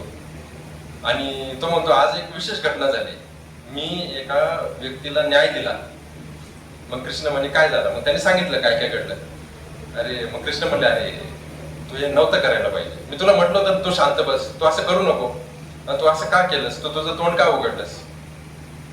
कारण तू तोंड उघडलंस त्याच्यामुळे ते पोलिसांना वाटलंय की कृष्णाने न्याय केलाय, त्याच्यामुळे कृष्णाचा आवाज आलाय आपल्याला, म्हणून त्यांनी तो न्याय केला. पण त्याच्यामुळे काय झालंय, मी जे योजना केली होती ती योजना सगळी बिघडवलीस तू, असं का केलंस. मग तो व्यक्ती म्हणा काय मी काय चुकीचं केलं, मी न्याय दिला, ज्याने जी गोष्ट घेतली त्याबद्दल मी तिथं तशा प्रकारे सांगितलं, माझं काय चुकलं. कृष्ण म्हणे अरे बघा, तो जो धनाढ्य व्यक्ती आला होता सुरुवातीला इथे, त्यांनी ते पैसे तिथे ठेवले होते, हा, तर तो धनाढ्य व्यक्ती ना आता 3-4 दिवसांनी मरणार आहे. आता हा जो धनाढ्य व्यक्ती येतो ना, तो खूप कंजूस आहे, महाकंजूस. त्याने एक सुद्धा चांगलं काम या जीवनामध्ये केलेलं नाहीये, नुसतं पैसे ओरपडले सगळ्यांचे इकडून तिकडून. तर त्याच्या मागे काही पुण्यच नाहीये. तो जेव्हा मेला असता, तेव्हा जेव्हा नरकामध्ये गेला असता, त्याला खूप शिक्षा झाली असते, त्याची शिक्षा थोडी कमी व्हावी म्हणून मी काय केलं, मुद्दामून त्याचा जो बटवा आहे तिथं त्याला विसरायला भाग पाडला. म्हणजे काय झालं असतं, त्या बटव्यामधले जे पैसे ते त्या गरीब व्यक्तीला भेटले असते आणि त्याला ती अज्ञात सुकृती भेटली असते. अज्ञात सुकृती म्हणजे काय, आपल्या ध्यानीमध्ये सुद्धा नसताना आपण जेव्हा एखादं पुण्यवान काम करतो ध्यानीमध्ये नसताना, त्याला अज्ञात सुकृती म्हणतात. ही अज्ञात सुकृती सुद्धा खूप महत्वाची आहे. आपल्याला आध्यात्मिक गती जर प्राप्त करायची असेल, चांगली गती, की ती आध्यात्मिक सुकृती अज्ञात सुकृतीची सुद्धा पण कामी येते. म्हणून मी काय केलं, तो व्यक्ती 3-4 दिवसांनी मरणार आहे, नरकामध्ये उगाच त्याला खूप सहन करावं लागलं असतं, त्यापेक्षा एक थोडी अज्ञात सुकृती देण्यासाठी मी त्याचा तो बटवा तिथं विसरायला भाग पाडला त्याला, आणि तो गरीब व्यक्ती तो घेऊन गेला. त्याच्यामुळे त्याला अज्ञात सुकृती भेटली असते, त्याचं दुःख जरा कमी झालं असतं नरकामध्ये. बरं ठीक आहे, मग ते गरीब माणसाचं काय? कृष्ण म्हणे अरे तो गरीब माणूस 7-8 दिवसापासून उपाशी आहे, त्याचे मुलं उपाशी, त्याला खायला काय नाही हा, आणि ते पैसे त्याला भेटले, त्याच्यामुळं काय झालं, त्याच्या कुटुंबाला खायला भेटलं असतं आणि त्याचं कुटुंब जगलं असतं. त्याचे पैसे त्याला ते वर्षभर गेले असते, एवढे पैसे होते त्याच्यामध्ये, आरामात जगलं असतं. तर त्याला जगवण्यासाठी मी त्याचे पैसे, धनाढ्य व्यक्तीचे पैसे त्याच्याकडे देण्याचं मी योजना आखली होती. बरं असं आहे, तर मग त्या मर्चंट नेव्हीच्या व्यक्तीचं काय? त्याला कशाला त्रास, त्याला कशाला जेलमध्ये जावं लागलं असतं? हे बघ कृष्ण म्हणे, हे बघ तो मर्चंट नेव्हीचा जो व्यक्ती आहे, तो कॅप्टन जो आहे, तो त्या नेव्हीमध्ये जेव्हा जाणार होता, ती नेव्ही काही दिवसांनी समुद्रामध्ये वादळ येऊन ती बुडणार होती. त्याला मला मारायचं नव्हतं, त्याला म्हणून काय ना, पोलीस जर पकडून घेऊन गेले असते, त्याला जेलमध्ये टाकलं असतं, त्याची ती जहाज ती मिस झाली असती आणि त्यामुळे त्याचा प्राण वाचला असता. पण आता काय झालं, तू सगळं माझं गणित जे आहे ते बिघडवलंस. आता तो म्हणे अरे देवा, माझ्याकडून खूप मोठी चूक झाली, हे मला माहितीच नव्हतं. आता कसं आहे, हे सांगण्याचं तात्पर्य काय, गहना कर्म नको. ते आपण जे म्हटलं की कर्माची गती ही खूप गहन आहे आणि ती आपल्याला म्हणजे समजणं खूप अवघड आहे. तर त्याच्यामुळं जेव्हा भगवंता न्याय करतो ना, त्या न्यायामध्ये कधीच त्रुटी नसते. म्हणजे इथला जो न्याय आहे, म्हणजे भौतिक जगाचा जो न्याय, देशाचा जो न्याय आहे, गावाचा जो न्याय आहे, त्याच्यामध्ये एखादा व्यक्ती कदाचित त्याच्याकडे पैसे असल्यामुळे तो सुटू शकतो, पॉवर असल्यामुळे, इन्फ्लुएन्स असल्यामुळे तो सुटू शकतो. भ्रष्टाचार, ते पैसे दिले, पैसे खाऊ घातले पोलिसांना, जरी त्यांनी चूक केलेली आहे तरी पण तो त्याच्यातून निष्ठून जाऊ शकतो. पण कर्माचा जो न्याय आहे तो कधी ना कधी तुमच्यावर कार्य करतो. म्हणजे कसं आहे, आपण जेव्हा कर्म, आणि कर्म हे करावंच लागतं, कर्माशिवाय कोणीच व्यक्ती राहू शकत नाही, कर्म हे करायचंच आहे सगळ्यांना. मग आपण जर बघितलं, सुरुवातीचा जो श्लोक घेतला आपण, कर्मणो यपि बोद्धव्यम बोद्धव्यम च विकर्मणः अकर्मणश्च बोद्धव्यम गहना कर्मणोगती. याच्यामध्ये 3 प्रकारचे कर्म सांगितलेले आहेत. एक म्हणजे कर्म, म्हणजे शास्त्राला अनुसरून जे आपण चांगले कर्म करतो ते कर्म. विकर्म म्हणजे जे पापमय कर्म. आणि तिसरं म्हणजे अकर्म. अकर्म म्हणजे असे कर्म की ज्याचे आपल्याला कुठलंच फळ भोगण्यासाठी आपल्याला पुन्हा परत यावं लागत नाही, असे ज्या कर्माचं आपल्याला फळ भोगावं लागत नाही, असे अकर्म. असे 3 प्रकारचे कर्म सांगितलेले आहेत. हे 3 प्रकारचे कर्म आपल्याला करावेच लागतात. युजली मनुष्य जीवनामध्ये ज्याला शास्त्राचं ज्ञान नसतं तो काय करतो, एक तर कर्म करतो चांगले कर्म, नाही तर विकर्म वाईट कर्म, या 2 कर्मामध्ये अडकलेला असतो. अकर्म हे सहसा साधा जो मनुष्य आहे संसारामधला तो करत नाही. तर अकर्म कोण जो परमार्थाच्या मार्गात लागलेला आहे, जो भक्तिमय क्रियांमध्ये लागलेला आहे, तोच फक्त अकर्म करू शकतो. अकर्म काय ते आपण बघूया. पण कर्म कसं कार्य करतं हे गहन आहे. आपण आता हे 2 उदाहरण बघितले. सुरुवातीला कसाई गाई आणि तो यात्रेकरू ब्राह्मण यांचं बघितलं, आणि आता एक कृष्णाची स्टोरी बघितली. किती गहन आहे, समजायला अवघड आहे आपल्याला. कधी कधी कर्म काय असतं ना, ते कर्माचं आपल्याला लगेच फळ भेटतं. आता कर्म केलं तर त्याचं फळ भेटणार. कर्म इज इक्वल टू फळ. फळ भेटणार. कुठलं पण, चांगलं कर्म चांगलं फळ, वाईट कर्म वाईट फळ. पण त्यांच्यामध्ये ना एक काळ असतो. कर्म आणि फळ याच्यामध्ये काळ असतो. तो काळ कधी कधी छोटा असतो, कधी कधी खूप मोठा असतो. कधी कधी तो दिवसांचा असतो, महिन्यांचा असतो, कधी कधी वर्षांचा, कधी कधी जन्माचा पण असतो. म्हणून आपल्याला कळत पण नाही कधी कधी असं काय घडतंय. जसं आता सपोज मी इथं जाळ आहे, जाळामध्ये हात घालण्याची जर मी कर्म केलं तर लगेच तत्क्षणात मला त्याचं फळ भेटेल. माझा हात लगेच जळेल, तत्क्षणात लगेच जळेल माझा हात. सपोज मी आज आईस्क्रीम खाल्लं तर मला लगेच काही होणार नाही, पण उद्या सकाळी मला ते सर्दी जाणवेल. माझ्या घशामध्ये असं मला ते खोळ सर्दी वगैरे होईल. पण त्याचा कालावधी थोडा जास्त आहे. कधी कधी एखादा चोर चोरी करतो, एकदा चोरी केली तर पकडला जात नाही, दुसऱ्यांदा चोरी केली तर पकडला जात नाही. पण कधी कधी खूप दिवस झाले तर तो कधी कधी तो पोलिसांच्या तावडीत सापडतो आणि त्याला मग शिक्षा भेटते. आता एखादा स्मोकर असतो, विडी फुकणारा वगैरे, तो कितीतरी वर्ष स्मोकिंग करतो, त्याला काहीच होत नाही. पण काही वर्ष गेल्यानंतर, खूप काळ लोटल्यानंतर त्याला कॅन्सर होतो. म्हणजे त्या स्मोकिंगचं फळ त्याला खूप वर्षाने भेटतं. जसं आईस्क्रीम खाल्ल्याचं फळ मला कदाचित उद्या भेटेल, परवा भेटेल. जाळामध्ये हात टाकल्याचं फळ मला लगेच भेटेल. तसंच ते स्मोकिंग किंवा एखादा दारू पिणार आहे, तो दारू पिणारा जो आहे तो दारू पितो म्हणजे आनंदात एकदम, त्याचं फळ म्हणजे जे आहे लिव्हर खराब होणं वगैरे, ते त्याला खूप वर्षाने पण भेटू शकतं. आणि कधी कधी असे फळ असतात की वर्ष तर सोडाच, कधी कधी एका जन्माचं फळ दुसऱ्या जन्मात पण आपल्याला भोगावं लागतं. ही खूप प्रसिद्ध कथा आहे धृतराष्ट्राची, कदाचित तुम्ही ऐकली असेल. धृतराष्ट्र जेव्हा त्याचे 100 मुलं युद्धामध्ये मारले गेले, तेव्हा त्यांनी कृष्णाकडे प्रश्न केला की कृष्णा, मला एवढं दुःख का झालं बरं? माझे 100 मुलं मारले गेले, 100 मुलं, एक मुलगा मेला तर त्याचं दुःख एवढं आहे, माझे 100 मुलं मेले, मला एवढं दुःख का झालंय? मला एवढं दुःख का सोसावं लागलं? मग कृष्णाने त्याला सांगितलं, हे बघ, 50 जन्मापूर्वी, म्हणजे आता तू धृतराष्ट्र आहे, पण 50 जन्मापूर्वी तू एक शिकारी होतास आणि शिकार करण्यासाठी तू जंगलामध्ये गेला होतास. आणि जंगलामध्ये तू काय केलं, ते एक पक्षी दिसला तुला, त्या पक्षाला तू बाण मारला, पण तो पक्षी उडून गेला. मग तो चिडला तिथे, पण पक्षाने तिथं त्याची 100 पिल्लं होती तिथं पक्षाची. तो एवढा चिडला की तो त्या सगळ्या 100 पक्ष्यांना तिथं मारून टाकलं लगेच. तर त्या 100 पिल्लांना तू ते मारलेस, त्या पक्षाला जो त्रास झालाय आपल्या 100 पिल्ल मेल्याचा, तो त्रास तुला आता या जन्मामध्ये भोगावा लागतोय. मग धृतराष्ट्राने दुसरा प्रश्न केला, अरे पण कृष्णा, हे 50 जन्मापूर्वी झालंय, त्याचं फळ मला आता का भोगावं लागलंय?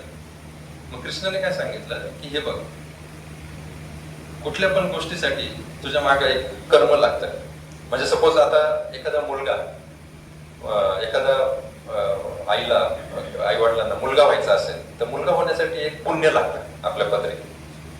तर ते पुण्य नसेल तर तो मुलगा होऊ शकत नाही, कारण कुठली पण क्रिया असते त्याच्या मागे काहीतरी बॅकिंग लागतं कर्माचं. तर एक मुलगा होण्यासाठी एक ठराविक पुण्य लागतं. तुला तर 100 पुत्र व्हायचे होते, तर 100 पुत्र होण्यासाठी तुला जेवढं पुण्य कर्म करावं लागलं त्याच्यामध्ये तुझे 50 जीवन गेले. म्हणजे बघा, ते 50 जीवन काय गेले, कारण त्याला ते 100 पुत्र होण्यासाठी जे पुण्य कमवायचं होतं त्यासाठी 50 वर्ष लागली. असं झालं तुझ्या बाबतीत. तर म्हणे अरे असं असतं. म्हणजे बघा, कर्माचं हे खूप गणित खूप विचित्र असतं, हे आपल्याला समजत नाही सहज. तर मग आपण जो पहिला प्रश्न घेतला होता की जे वाईट लोक आहेत, जे वाईट मार्गाने चालतायत, दुसऱ्यांना फसवतायत, त्यांच्या बाबतीत चांगलं काय होतंय बा? याच्या मागे सुद्धा कर्माचाच न्याय आहे. कसा? तर पूर्वी म्हणजे काय राहायचं की आपलं धान्य स्टोअर करण्यासाठी एक मोठा बंब राहायचा, टीप राहायचा मोठा. तर काय करायचं, ते वर्षभराचं जे धान्य साठलेलं राहायचं, गोळा झालेलं राहायचं धान्य, त्या बंबामध्ये टाकायचे ते. तर काय झालं, पहिल्या वर्षी त्यांनी जे धान्य पिकवलं एकदम उत्कृष्ट क्वालिटीचं पिकवलं. ते उत्कृष्ट क्वालिटीचं धान्य त्यांनी त्या पिंपामध्ये टाकलं. नंतर दुसऱ्या वर्षी पण एकदम उत्कृष्ट क्वालिटीचं धान्य त्या पिंपामध्ये टाकलं. आणि तिसऱ्या वर्षी पण ते टाकलं, उत्कृष्ट क्वालिटीचं धान्य झालं एकदम. आणि ते काय करायचे, खालून त्याला ते नळ राहायचा, त्या नळामधून ते धान्य काढायचे आणि दररोज वापरासाठी ते वापरायचे, दररोजच्या याच्या उपयोगामध्ये ते आणायचे. आता काय झालं, चौथ्या वर्षी त्यांचं धान्य काय एवढं चांगलं आलं नाही, म्हणजे निकृष्ट क्वालिटीचं ते धान्य आलं. त्यांनी काय केलं, ते धान्य परत त्या बिंबाच्या वरती टाकलं. आता काय झालं, त्या बिंबामध्ये आधीच पहिलं वर्ष, दुसऱ्या वर्ष, तिसऱ्या वर्षाचं धान्य आहे आणि ते काय काढतायत, धान्य काढतायत खालून नळातून. तर नळ वरती त्यांनी काय टाकलंय, चौथ्या वर्षी निकृष्ट जे आहे धान्य ते टाकलंय त्यांनी. आणि खालून ते जे काढतायत त्यांना चांगलं येतंय. असं कसं काढेल? म्हणजे चौथ्या वर्षीचं जे धान्य, ते निकृष्ट धान्य तिथे टाकलं असताना सुद्धा त्यांना चांगल्या दर्जाचं धान्य येतंय खालून. आता हे त्यांनी आधी टाकलेलं आहे ना, ते धान्य चांगलं उत्कृष्ट क्वालिटीचं धान्य आधी टाकलेलं, त्याचं ते फळ भोगतायत आता. पण काही कालांतराने काय होणार, जेव्हा हे चांगलं धान्य जे आहे ते संपणार, तेव्हा ते निकृष्ट क्वालिटीचं धान्य आपोआप येणार. आता सध्या नाही येणार. सध्या जरी ते निकृष्ट क्वालिटीचं टाकत आहे तरी पण चांगल्या क्वालिटीचा जो संचय झालेला आहे आधी, तो संचय तो त्यांना त्याचा फायदा होतो, लाभ होतोय आता. पण एक वेळ अशी येणार की जो वाईट निकृष्ट क्वालिटीचं जे धान्य ते त्यांना त्याला भोगावं लागणार.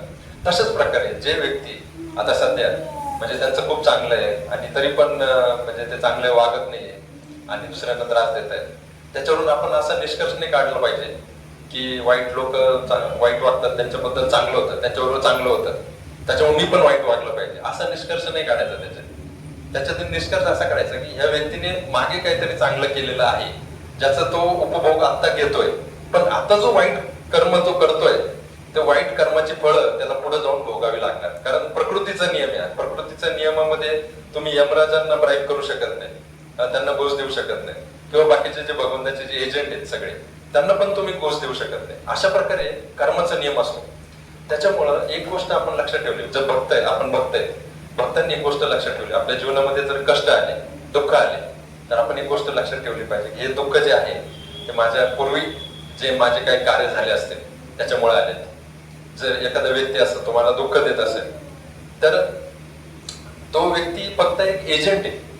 माझे जे मागचे जे दुःख माझ्या वाट्याला कर्म फळाच्या रूपाने मला मिळणार आहे, तो व्यक्ती फक्त तो एजंट आहे ज्याच्या रूपाने मला ते कर्मफळ मला भोगावं लागतं. माझेच कर्म आहे, त्याच्यामुळेच मला त्रास होतोय. बघा, या जन्मामध्ये कधीच असं होत नाही की एखाद्या व्यक्तीला दुसऱ्या कोणाचे तरी कर्म घ्यावे लागतील. आपले कर्म आपल्यालाच भोगावे लागतात, आपले कर्मफळ आपल्यालाच भोगावे लागतात. जर चांगलं केलं असेल तर चांगलं फळ पण आपल्यालाच मिळणार, ते दुसऱ्याला नाही मिळणार. जसं त्याचं एक्झाम्पल आहे, अशा गोठ्यामध्ये खूप गाया बांधल्यात, शेकडो गाया बांधल्यात, पण त्या गोठ्यामध्ये एक वासरू सोडलं, ते वासरू काय करणार? एवढ्या सगळ्या गायांमध्ये फक्त आपली आई जी आहे तिला बरोबर शोधणार. तशाच प्रकारे कर्म आहे. आपण कर्म जर केलेले आहेत, वाईट कर्म चांगले कर्म, ते बरोबर आपल्याला शोधत येणार. त्याच्यामुळं एक गोष्ट लक्षात घेतली पाहिजे की आपण बऱ्याचदा असे उपाय करतो की माझा वाईट काळ चालू आहे, माझा वाईट काळ जाण्यासाठी माझा ही काहीतरी पूजा केली पाहिजे, ती पूजा केली पाहिजे, हे केली पाहिजे, ज्यांनी माझे कर्म कमी होतील. कदाचित ते होतील कमी, पण ते नलिफाय होणार नाही, ते निघून जाणार नाही, कदाचित ते पुढे ढकलले जातील. आपण जर सपोज यज्ञ केला, आपण सपोज एखादा काय म्हणतात त्यांना, अजून कुठले कुठले यज्ञ असतात, कर्मकांडीचे प्रोसेस आहे, तुम्ही हे करा. बरेचदा आपण गुरूंकडे गेलं, ब्राह्मणांकडे गेलं, ते म्हणतात की तुम्ही हे करा, ते करा, तसं करा, तुम्ही हा उपाय करा, तो उपाय करा, या ग्रहाची शांती करा. तर मग काय असतं, आपण कदाचित ते केल्यानंतर आपल्याला थोडाफार रिलीफ भेटू शकतो, पण काय ना, ते आपले जे कर्म आहेत ते आपल्याला पोस्टपोन होतात. कदाचित आपल्याला लगेच भेटणार नाही, पण आपल्या राशीला ते असतात, त्याच्यामुळे आपल्याला पुढे ते भोगावे लागतात. पण ते कर्म आपल्यालाच भोगावे लागतात, ते दुसऱ्या कोणाला भोगावे लागत नाही, आपल्यालाच भोगावे लागतात. त्याच्यामुळे आपण एक गोष्ट लक्षात ठेवली पाहिजे, आता जर मी काय भोगतोय तर उलट काय होत आहे ना, भक्तांनी असा विचार केला पाहिजे की मी जे भोगतोय ते माझंच कर्म आहे आणि ते आता निघून जात आहे, भगवंताच्या कृपेने ते निघून जात आहे. आणि हा व्यक्ती ज्याच्यामुळे किंवा ही परिस्थिती ज्याच्यामुळे किंवा माझं शरीरामधून मला त्रास होतोय, ज्याच्यामुळे माझा तो त्रास होतोय, तर त्या त्रासाप्रती, त्या व्यक्तीप्रती माझा कुठलाही दुष्ट भाव नसला पाहिजे. म्हणजे त्या व्यक्तीला आपण अशी बुद्धी ठेवली पाहिजे की ती ठीक आहे, मी त्याला माफ करतो, मी त्याला दोष देत नाही, जे काय झालं ते माझ्या कर्माने मला भेटत आहे आणि ते माझं कर्म निघून जात आहे. त्याच्यामुळे काय होतं, ते कर्माचे बॅगेज आहे ना, ते निघून जाणार. त्यामुळे त्या दोन गोष्टी लक्षात ठेवल्या पाहिजे कधी पण भक्ताने. कोणती? की मी जे त्रास सहन करतोय ते माझ्याच कुठल्या तरी पूर्वजन्माचं फळ आहे आणि त्याच्यामुळेच मला ते भोगायला भेटतंय. आणि जे दुसरी व्यक्तीमुळे जो मला त्रास होतोय त्याच्याबद्दल मी कुठलीही हीन भावना किंवा रिवेंजची भावना मी त्या व्यक्तीबद्दल बाळगणार नाही. जर या जीवनामध्ये काय होतं बघा, हे ज्ञान नसल्यामुळे लोक काय करतात, प्रतिशोध. यांनी मला त्रास दिला ना, मी त्याला परत त्रास देणार, यांनी त्रास दिला, तो त्रास देणार, मी परत त्रास देणार.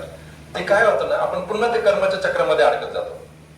म्हणजे त्यांनी मला काहीतरी त्रास दिला, आता तो त्रास कशामुळे झाला, माझ्या पूर्वकर्मामुळे झाला.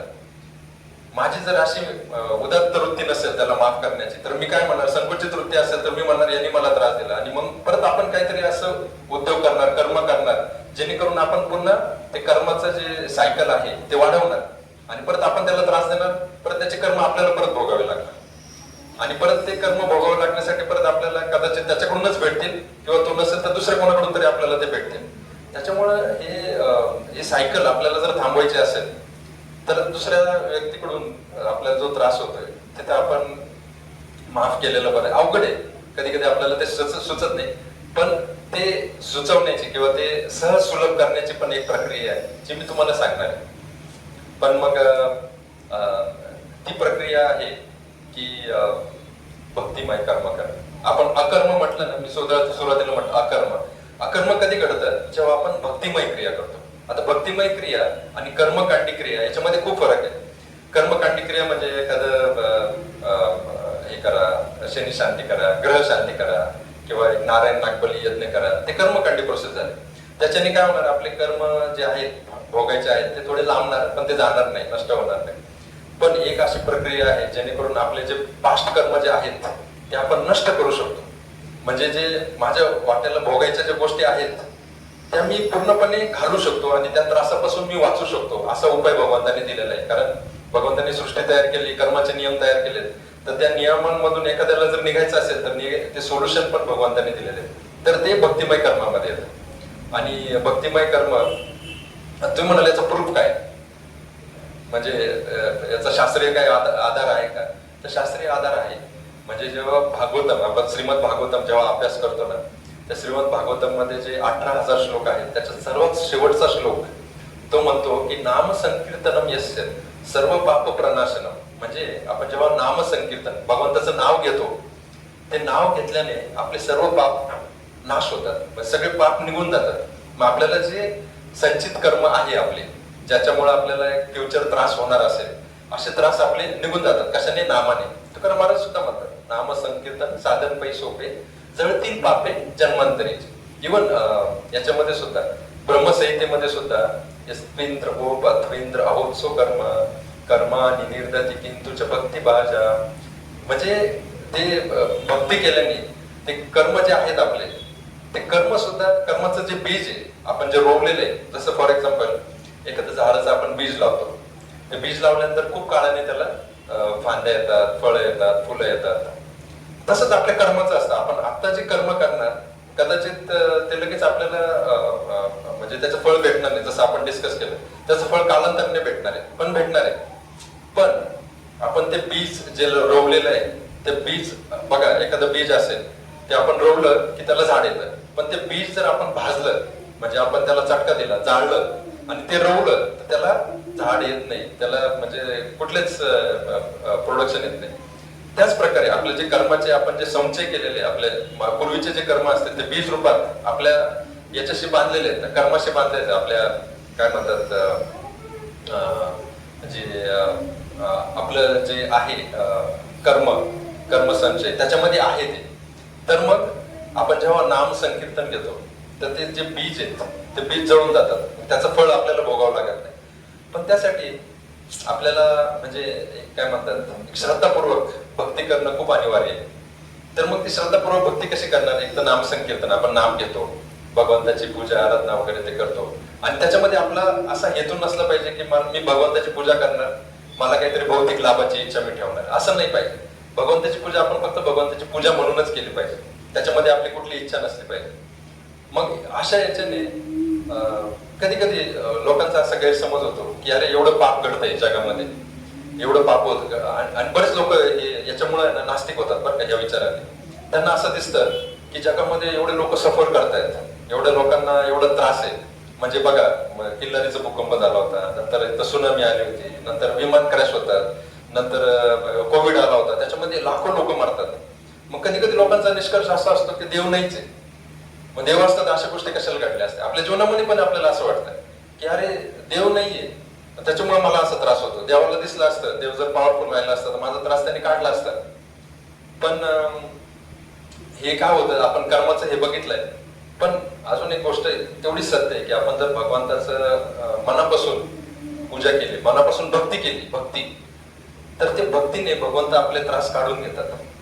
म्हणजे भगवंत स्वतः भगवद्गीतेत म्हणतात की अनन्यास चिंतयन्तो माम ये जना पर्युपासते तेषां नित्याभियुक्तानां योगक्षेमं वहाम्यहम्. म्हणजे जो अनन्य मनाने माझी भक्ती करतो, अनन्य चित्ताने माझी भक्ती करतो, असा जो भक्त आहे त्याच्याकडे जे आहे त्याचं मी संरक्षण करतो, आणि त्याच्याकडे नाहीये ते मी त्याला पुरवतो. भगवंत घेतात, काळजी घेतात. आणि इनफॅक्ट भगवद्गीतेचा जो निष्कर्ष आहे, सर्व धर्मान परित्यज्य माम एकम शरणम व्रज अहम त्वम सर्व पापेभ्यो मोक्षयिष्यामि मा शुचः. भगवंत म्हणतात मी तुमचे पाप काढून घेणार. केव्हा? जेव्हा तू सर्व धर्मांचा त्याग करशील आणि मला शरण येशील. आणि भगवंताला शरण जाण्याची सर्वात सोपी प्रक्रिया या जगामध्ये आहे ती म्हणजे नामजप करणे. कारण कलियुगाचा तो युग धर्मच आहे, त्याच्यामुळे नामजपाला खूप महत्व आहे. आपण नामजपाकडे जाऊया. पण त्याच्या अगोदर तुम्हाला एक गोष्ट सांगतो जी रशियामध्ये घडलेली आणि खरी स्टोरी आहे बरं का, आपल्याला वाटणार नाही खरी स्टोरी आहे. रशियामध्ये घडलेला. आता इस्कॉनचा प्रचार म्हणजे देशादेशांमध्ये झालेला आहे. आणि इस्कॉनचा प्रचार म्हणजे नेमका काय? हरिनामाचा प्रचार. हरिनामाचं जे आपलं शास्त्राचं जे मत आहे ते सगळ्या देशांमध्ये जाऊन सगळ्या जे जे श्रद्धावान व्यक्ती त्यांच्यापर्यंत पोहोचवणं हे कार्य फक्त इस्कॉन करते. बाकी काय नाही. हरिनाम, हरिमुखे म्हणा, हरिमुखे म्हणा आहे माऊलींचं जे वाक्य आहे ते इस्कॉन देशभर विदेशभर पसरवण्याचं ते काम करते. तर रशियामध्ये अशा प्रकारे एक भक्त होता, जो भक्त होती जे भगवंताची पूजा करते. आणि रशियामध्ये खूप प्रचार होत आहे म्हणजे हरिनामाचा. रशियाचे जे लोक आहेत ते हरिनामाचं खूप सहजासहजी ते स्वीकार करतात. तर बरेचसे भक्त आहेत तिथे. तर एक भक्त होती तिथे, ती तरुण मुलगी होती. तर तिला कामानिमित्त असं एका वेळेस दूर जावं लागलं होतं आणि तिला परत तिच्या गावाकडे यायला रात्रीचे 2 वाजले. ती ते ट्रेन मधून आली, उतरली प्लॅटफॉर्म वरून, आपल्या घराकडे चालायला लागली. त्याचं घराचं थोडं अंतर होतं. आता रात्रीच्या वेळी तिला काही तिथं 2 वाजता काही भेटलं नाही, बस नाही, रिक्षा नाही, काही भेटलं नाही. ती चालत जायला लागली. जेव्हा ती चालत जायला लागली तेव्हा तिला असं वाटलं की तिचा कोणतरी पाठलाग करत आहे. मग ती घाबरली थोडी, कारण एकटीच होती आणि तिने बघितलं मागे एक तिप्पड व्यक्ती जो होता असा, तो असं दुष्ट उद्देशाने तिच्या मागे चालत येत होता. ती खूप घाबरली आणि तिने मनामध्येच भगवंताचं नाव घ्यायला सुरुवात केली. हरे कृष्ण कृष्ण कृष्ण हरे हरे, हरे राम राम राम हरे. नरसिंह आरती म्हणायला सुरुवात केली. नमस्ते नरसिंह, माझं रक्षण कर असं. आणि ती थोडी दूर चालत होती तेव्हा तो व्यक्ती पाठलाग करत होता तिचा. मग काही कालांतराने तिला जाणवलं की हा व्यक्ती आता पाठलाग नाही करत आहे. तेव्हा तिला ते बरं वाटलं आणि मग ती घरापर्यंत पोहोचली, घरामध्ये जाऊन झोपली. आता 2-4 दिवसाने न्यूज मध्ये तिने एक बातमी ऐकली त्या बाईने. ती बातमी अशी होती की त्या दिवशी जेव्हा ती तिथून चालत होती रेल्वे, त्याच वेळी त्याच टाइमला दुसऱ्या एका मुलीवर तिथे एक अत्याचार झाला होता. आणि तो अत्याचार एका व्यक्तीने केला होता आणि त्या मुलीला अत्याचार करून तिने मारलं पण होतं डायरेक्ट. तिला असं वाटलं अरे मी पण त्यावेळी त्याच रस्त्यातून चालली होती, कदाचित हा व्यक्ती म्हणजे माझा पाठलाग न करता कदाचित त्या व्यक्तीकडे दुसऱ्या मुलीकडे गेला आणि दुसऱ्या मुलीवर अत्याचार करून तिला मारलं. मग मला का नाही मारलं तिने, असं तिला वाटलं. मग ती उत्सुकतेपोटी ती थोडी त्या व्यक्तीला पकडलं होतं पोलिसांनी. ते मग जेल म्हणजे इथं गेली, पोलीस स्टेशन मध्ये गेली आणि पोलीस स्टेशन मध्ये पोलिसांनी विनंती केली मला तिला भेटायचंय त्या व्यक्तीला, तुम्ही ज्याला पकडलंय त्याला. मग त्या व्यक्तीकडे गेले आणि त्याला विचारलं तुला आठवतं का मी त्या दिवशी 2 वाजता ट्रेन मधून उतरले तेव्हा तू माझा पाठलाग करत होतास आणि मग माझा पाठलाग अचानक तू करायचा का थांबवलास? तर म्हणे तुझा पाठलाग करायचं मी याच्यासाठी थांबवलं कारण तुझ्यावर 2 व्यक्ती होते. ते म्हणे 2 व्यक्ती मी एकटीच होते. तिने विचार केला मी एकटीच होते, माझ्यावर कोण होतं? ती म्हटली त्यांचं वर्णन करशील का तू? ती म्हटली हा ठीक आहे. मग तो म्हटला की त्यातली एक व्यक्ती आहे ना ती काळी होती आणि एक व्यक्ती ती गोरी होती. एक तुझ्या ह्या बाजूला होती आणि एक तुझ्या त्या बाजूला. मला काय वाटलं तुझे बॉडीगार्ड आहे, ते माझ्याकडे बघत होते आणि त्याच्यामुळे मी तुझ्यापासून दूर निघून गेलो. मग तिला असं वाटलं की अरे म्हणजे तिला जाणवलं की माझं रक्षण कोणी केलंय? कृष्ण बलराम. म्हणजे कृष्ण बलराम स्वतः आले आणि त्यांनी माझं रक्षण केलं. म्हणजे मी त्यांचा धावा केला आणि ते आले. आणि कशामुळे शक्य झालं? कारण तिने म्हणजे भक्ती स्वीकारली होती ना. भक्तीमध्ये म्हणजे ती मनापासून भक्ती करत होती, नाही की मला हे पाहिजे ते पाहिजे. प्रेमासाठी, भगवंताच्या प्रेमासाठी तिने भक्ती स्वीकारली होती. आणि अशी भक्ती जेव्हा स्वीकारतो तेव्हा भगवंत येतात. आणि हे मागच्या काळांमध्ये पण झालेलं नुसतं. म्हणजे आपल्याला कधी कधी वाटतं की हे जे आपण पुराणांमध्ये बघतो तर ते फक्त पुराणांमध्ये, आजच्या काळात होत नाही. जसं की प्रल्हाद महाराजांना वाचवलं होतं. प्रल्हाद महाराजांना वाचवण्यासाठी नरसिंहदेव स्वतः आले होते. पांडवांना वाचवण्यासाठी श्रीकृष्ण होतेच, सदैव तत्पर राहायचे. द्रौपदीला म्हणजे तिचं वस्त्रहरण होण्यापासून कोणी वाचवलं? कृष्णानेच वाचवलं. का? कारण तिने दोन्ही हात वरती केले, स्वतःला सरेंडर करून टाकलं. म्हणजे आपल्याला काय करायचंय या म्हणजे डिबेट मध्ये पडायचंच नाही आपल्याला, कर्म चांगलं की कर्म वाईट. आपल्याला डायरेक्ट अकर्मामध्येच घुसायचंय. अकर्म म्हणजे काय? भक्तिमय सेवा. आपल्याला फक्त भक्तीमध्ये आपलं जीवन व्यापन करायचंय आणि ते करण्यासाठीच मग आपलं हे जे आहे संस्था आहे ती आपल्याला ती सहकार्य करते त्याच्यासाठी. तर मग भक्तिमय कर्म म्हणजे काय? सर्वात महत्त्वाचे हरिनाम करणं. हरिनाम. त्याच्यामुळं हरिनाम जेव्हा आपण करणार तेव्हा आपण भगवंताला प्रसन्न करणार आणि भगवंत काय होणार आपल्या हृदयामध्ये ते हे होणार.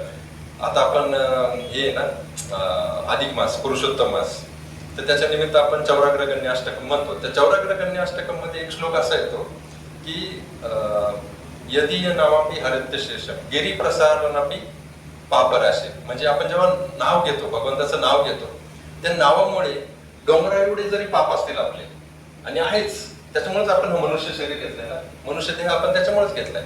हे पापाचं फळ आहे. आपलं मनुष्य शरीर म्हणजे काय असं म्हणजे एन्जॉय करण्यासाठी वगैरे नाही, प्रिझनरचं शरीर आहे आपलं. आपण कैदी आहे, आणि कैद्याला हे जे शरीर बहाल केलंय ते त्याच्यामुळे झाले, पापामुळे आपण जन्म घेतो. पण हे जे पाप आहे, यदीय नामापी हरत्यशे, पण हे नाम जेव्हा घेतो तेव्हा ते सगळे जे पाप आहे, डोंगरा एवढे जे पाप आहे, ते नाव ते हरण करून टाकतात. म्हणजे एवढं पॉवरफुल आहे. अशा प्रकारे मी काय सांगत होतो की आपल्याला याच्यामध्ये गुंतायचंच नाही. मला चांगलं कर्म करायचं, मला वाईट कर्मापासून वाचायचं, याचा विचारच करायची गरज नाही आपल्याला. आपल्याला फक्त भक्तिमय कर्म कसं करता येईल याच्याबद्दल फक्त आपण जागरूक राहायला पाहिजे. आणि भक्तिमय कर्म केलं म्हणजे आपण अकर्म करतोय, आणि जेव्हा आपण अकर्म करतोय तेव्हा आपण हे सगळं जे कर्म फळ, चांगलं कर्म चांगलं फळ, वाईट कर्म वाईट फळ, याचं जे रिॲक्शन आहे त्याच्यामधून आपण सुटतोय. त्याचा आपल्याला म्हणजे भोग भोगावे लागत नाही. आपण ह्या चक्रातून जीवन, आता आपण जीवन का घेतो? कारण आपलं काहीतरी पास्ट करणं. आपण जसं बघितलं की पूर्वी जन्मीचे संस्कार आपण पुढच्या जन्मामध्ये घेऊन जातो, आणि त्यानुसार आपल्याला शरीर प्राप्त होतं. मग हे कधी संपणार? हे तेव्हाच संपणार जेव्हा आपण पूर्णपणे भगवंताला शरण जाणार. आणि पूर्णपणे भगवंताला शरण जाण्यासाठी आपण हरिनाम घेणार.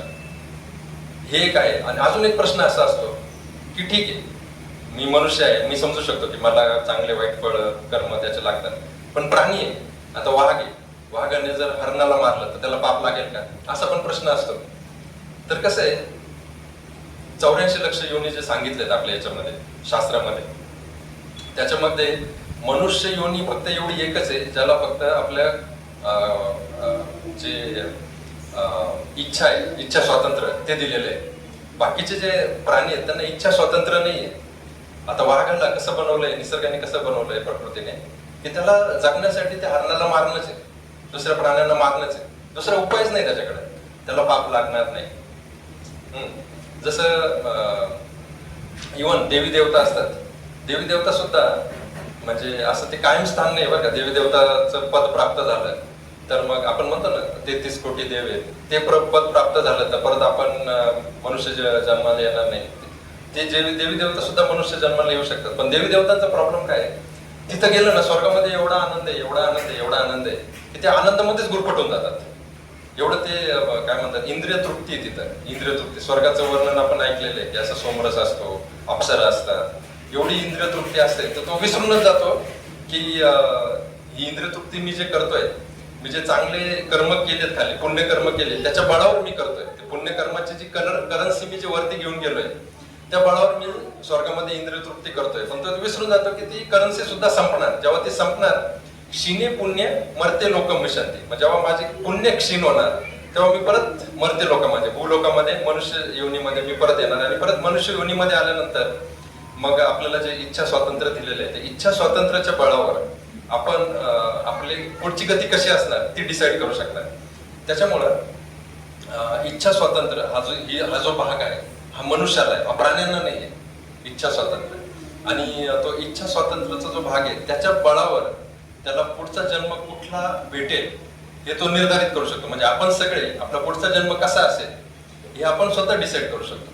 म्हणजे त्यासाठी आपल्याला दुसऱ्यावर आपण राहायची गरज नाही. की भगवद्गीतेत एक श्लोक येतो ज्याच्यामध्ये असं म्हटलंय की जो सत्वगुणामध्ये असतो तो पुढच्या जन्मामध्ये त्याला देवी देवतांचं म्हणजे हायर स्वरूप भेटतं. जो रजोगुणामध्ये त्याला पुन्हा या पृथ्वी लोकावर अवतरित व्हावं लागतं. आणि जो तमोगुणामध्ये त्याला मग म्हणजे जे खालच्या योनी ज्या आहेत, प्राण्यांच्या योनी, त्याच्यामध्ये जावं लागतं. तर अशा प्रकारे आपण डिसाईड करू शकतो की आपल्याला पुढचा जन्म कुठला येणार. पण भक्त असा असतो ना की त्याला हे जन्मच नकोय पुढचे, त्याला चांगलं पण कर्म करायचं, स्वर्गात जायचं नाहीये, त्याला वाईट कर्म करून नरकात पण जायचं नाहीये, नरकाचं भोग पण भोगायचं नाही. त्याला काय करायचं, कायमस्वरूपी या जन्म मृत्यू जरा व्याधी हे जे चक्र आहे, पाप पुण्याचं जे चक्र आहे त्याच्यातून सुटायचंय. त्याच्यातून सुटण्यासाठी ह्या कलियुगामध्ये फक्त एकच उपाय आहे, तो म्हणजे हरिनाम करणं. हरे कृष्णा कृष्णा कृष्णा हरे हरे हरे राम राम राम हरे हरे. हा जर आपण केला ना की आपण ह्या जन्म मृत्यूच्या चक्रातून सुटतो. आणि एका जन्मामध्ये प्रभुपादांनी आपल्याला एका गॅरंटी दिलेली की एका जन्मामध्ये जर तुम्ही याचं पालन केलं, एका जन्मामध्ये आपण कायम सुरू केलं, हे पापमय पुण्यमय जी चक्र आहे त्याच्यातून आपण सुटू शकणार. तर आपण इथे थांबूया आता. जर कुणाचा काही प्रश्न असेल तर तो घेऊया, नाहीतर मग एक आपले बिल्लू मंगल ठाकूर आहे, त्यांनी एक सुंदर हे केलेलं आहे गोविंद म्हणजे नामावर. त्यांनी खूप सुंदर एक रचना केलेली गोविंद दामोदर माधवी. त्याच्यावर आपण एक कीर्तन करूया, नरसिंग आरती करूया आणि मग प्रसाद घेणं गेलेले प्रभूजी आपण तो घेऊया. तर काही प्रश्न आहे कोणाचा? हा मग श्राद्ध वगैरे करतो, पितृश्राद्ध. आता आपण इच्छाशक्ती त्याच्यानुसार असं की जेव्हा आपला मृत्यू होणार तेव्हा आपल्याला आपण हे शरीर सोडणार आणि जो आत्मा आहे तो परत दुसऱ्या शरीरात जातो. मग ते आपण श्राद्ध वगैरे करतो, पित्र घालतो. मग हे नेमकं काय करतो? हे कुठे जातं आणि ते का करतो? खूप चांगला प्रश्न आहे. मी याच्यावर हे नाही केलं, म्हणजे वक्तव्य नाही केलं. पण हे श्राद्ध वगैरे घालणं ना हे शास्त्रामध्ये सांगितलेलं आहे. आता काय होतं, आपले जे पित्र असतात ते पितृलोकामध्ये जातात आणि दरवर्षी आपलं म्हणजे नवरात्रीच्या टाइमला आपण ते पितृ पंधरवडा असतो, त्याच्या वेळेस आपण पित्रांना ते हे देतो. आता त्यांना ते नैवेद्य दाखवतो. आता मॉडर्न जमान्यामध्ये काय होत आहे माहितीये का, लोक त्याची पण खिल्ली उडवतात. अरे तुम्ही इथं दिल्यानंतर तिकडे कसं पोहोचणार, तुमच्या पित्रांना कसं भेटणार, असं प्रकारचे युक्तिवाद करतात लोक, कारण त्यांना शास्त्र माहित नाही.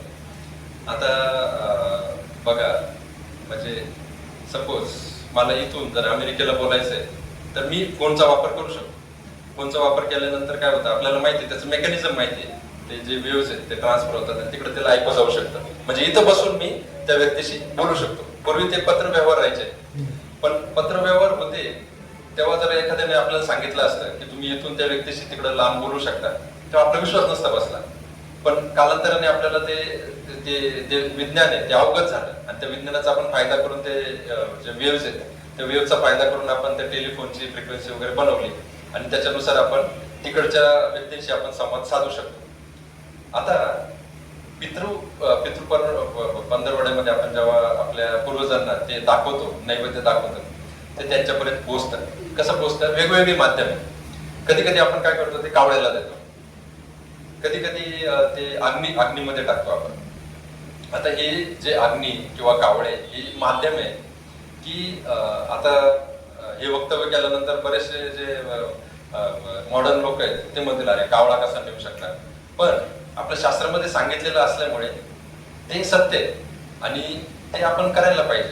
कारण असं सांगितलेलं आहे की आपले पितृ ज्यांना अजून पुढची गती भेटलेली नाही, असं म्हणतात की 3 जनरेशन जे आहेत आपले ते पितृ लोकात असतात, त्याच्यानंतर मग ते पुढच्या गतीसाठी ते जातात.